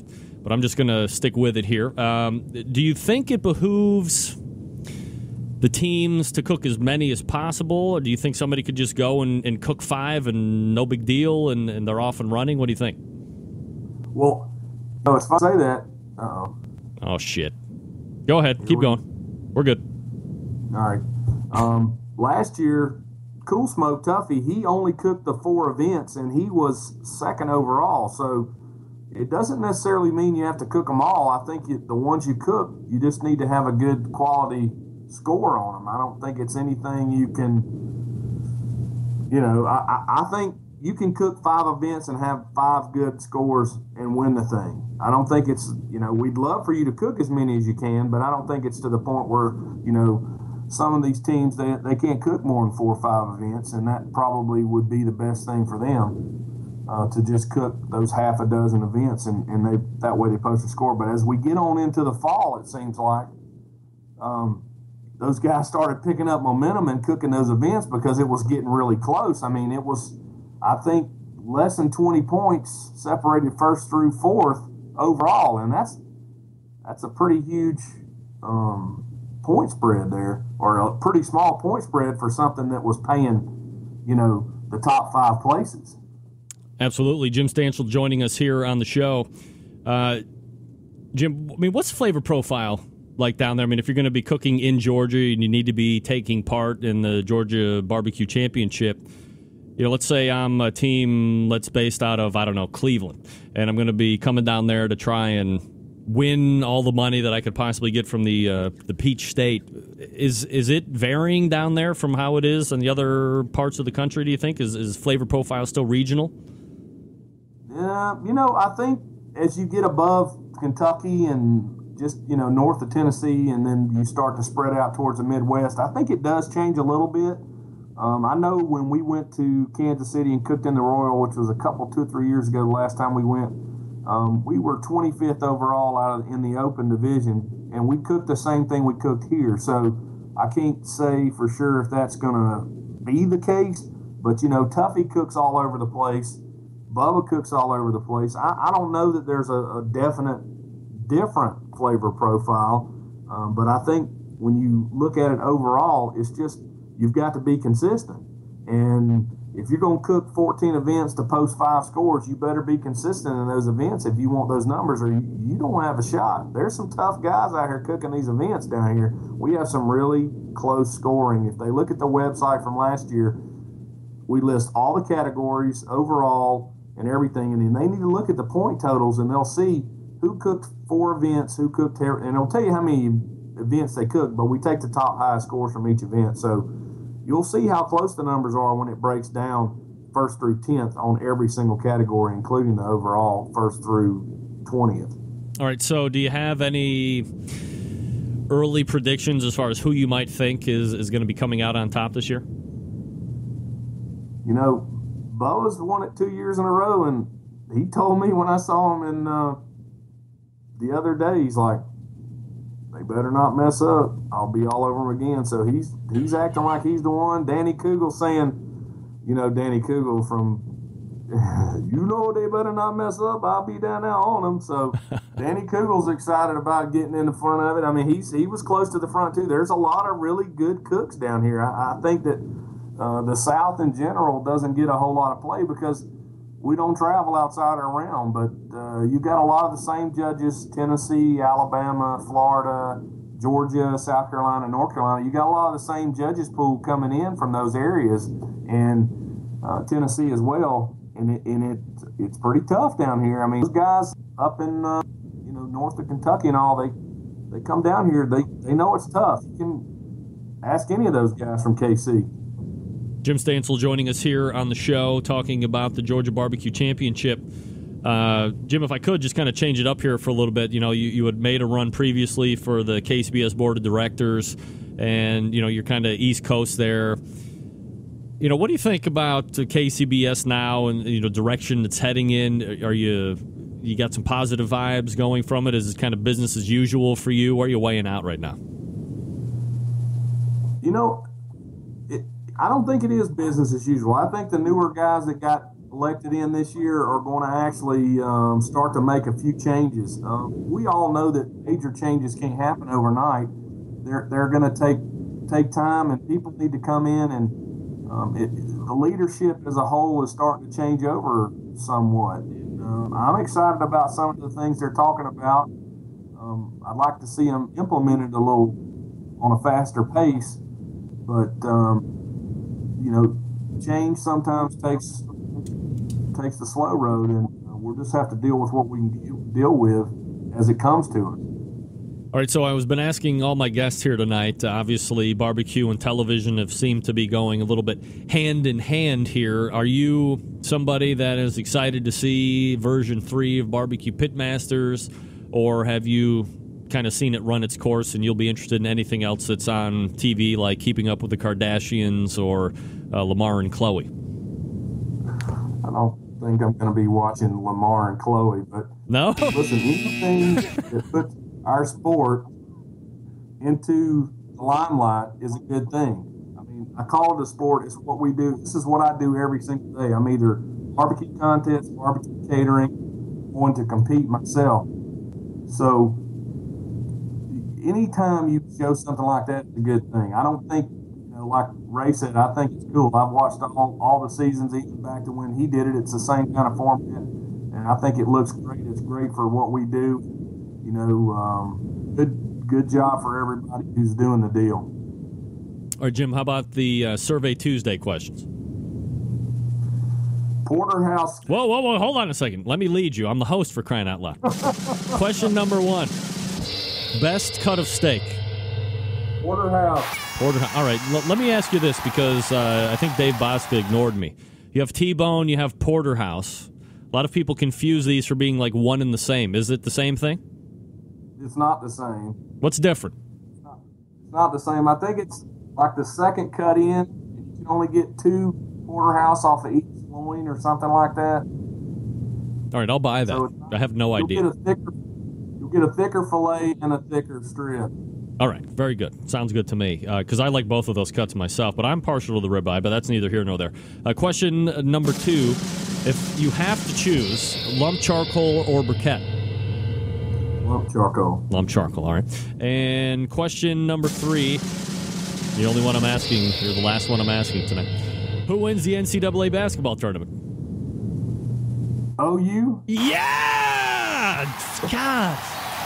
Thank God somebody said it. Now, look, I know you're just saying that. Now, you want the truth? What's that? You want the truth? Yeah. Oh, I mean, you mean, do you want to? What do you don't? You're not a NCAA guy? No, I'm not a basketball. I'm a football guy. Well, I won't ask you who your football team is because OU's football team is not nearly as good as the basketball team. So we'll watch with bated breath. I am a proud alum, 1997, of the Ohio University Bobcats in Athens, Ohio. We're talking with Big Jim Stansel about the Georgia Barbecue Championship. Anything else, Jim, that you want to throw out there before I let you go?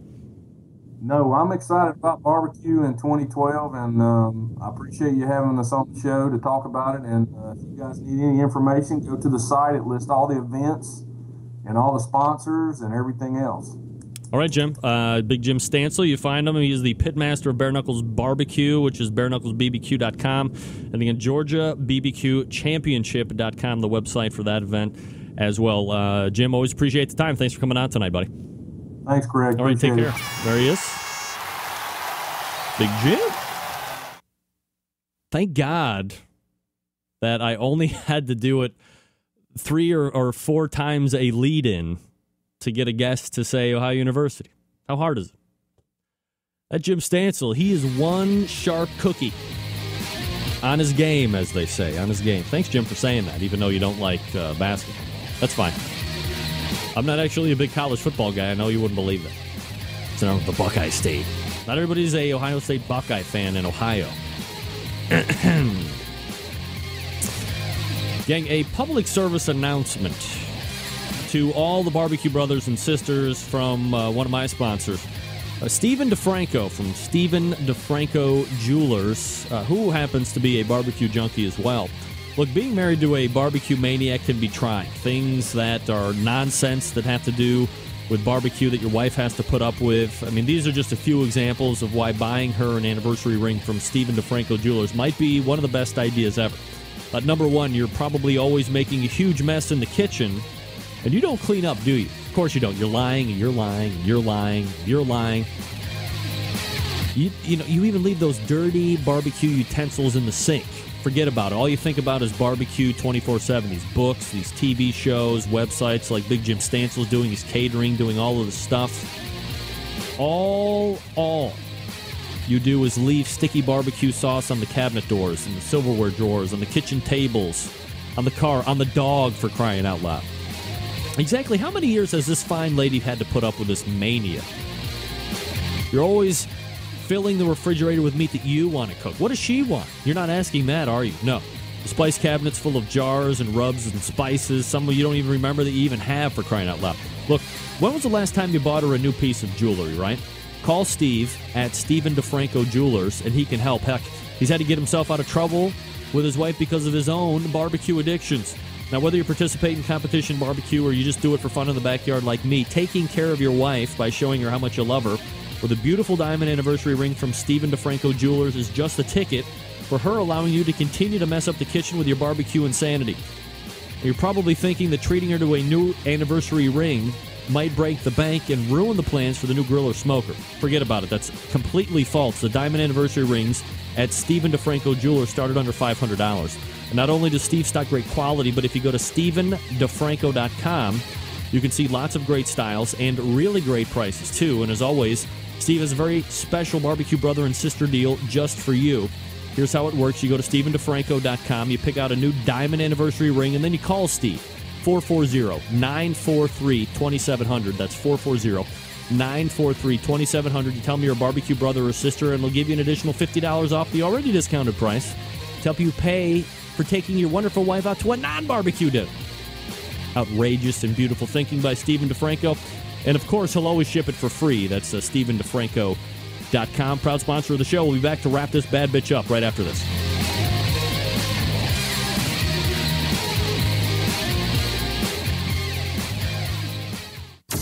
Get in the smoke. Call 877-448-0433 to get on the air.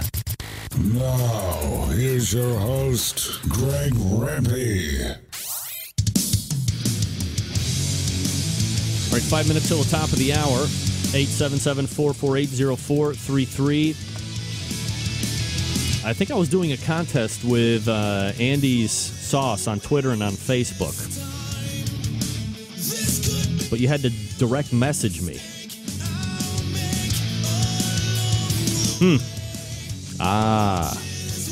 Oh, no, it was a retweet. I'm sorry. I apologize. Never mind me. Survey Tuesday questions. Best cut of steak. We're just kind of going over the recap here. Ribeye seems to be the far and away winner. Lump charcoal seems to be winning over briquettes by far and away margins. And then who wins the NCAA basketball tournament? Many people wanted to use different teams. They, of course, were wrong. It's going to be the Ohio University Bobcats. So there you go. All right, let's wrap it up. I want to thank my guests for tonight. In the very first hour, we had Jim Shahin from the Washington Post, writer of the Smoke Signals blog. Go to WashingtonPost.com to check him out. Then we had Andy Groneman from Smoke on Wheels. SmokeOnWheels.com is his website. We also had Ray Lampe, Dr. Barbecue. He was on the second segment of this second hour. Covered a number of different topics. Always appreciate Ray and the time he makes for the show. He's moving on to the the regional rounds for the Sam's Club, by the way. And my last guest, Big Jim Stansel, talking about the Georgia Barbecue Championship. All great guests. Wait a second. I think we finally hooked it up. We go to the hotline. Ladies and gentlemen, the Iron Chef, Michael Simon, joining us here on the show. Mike, hello? Hello? Oh, man. Maybe next week. We'll try next week. All right, let me help you and remind you to control the rusty grill grate population. If you have raw cast iron like I do, treat it after each and every use. It starts to cool down. Hit it with a little Pam, little cooking, what do you call that crap? Crisco. Let it bake in as it cools down. It keeps it seasoned. It'll keep the rust off. You never have to worry about the grate becoming rust infested. Do that little bit of service. Reap years and years of rewards of service from properly maintaining your grill. Little Pam, little Crisco, whichever one you like. As it cools down, you're gold. September 11th, 2001. I will never forget. Next Tuesday, believe it or not, I know, hard to believe, we're already jammed. But until next Tuesday at 9 p.m. Eastern Standard Time, this is your program host and proud U.S. American, Greg Rempe. Good night now.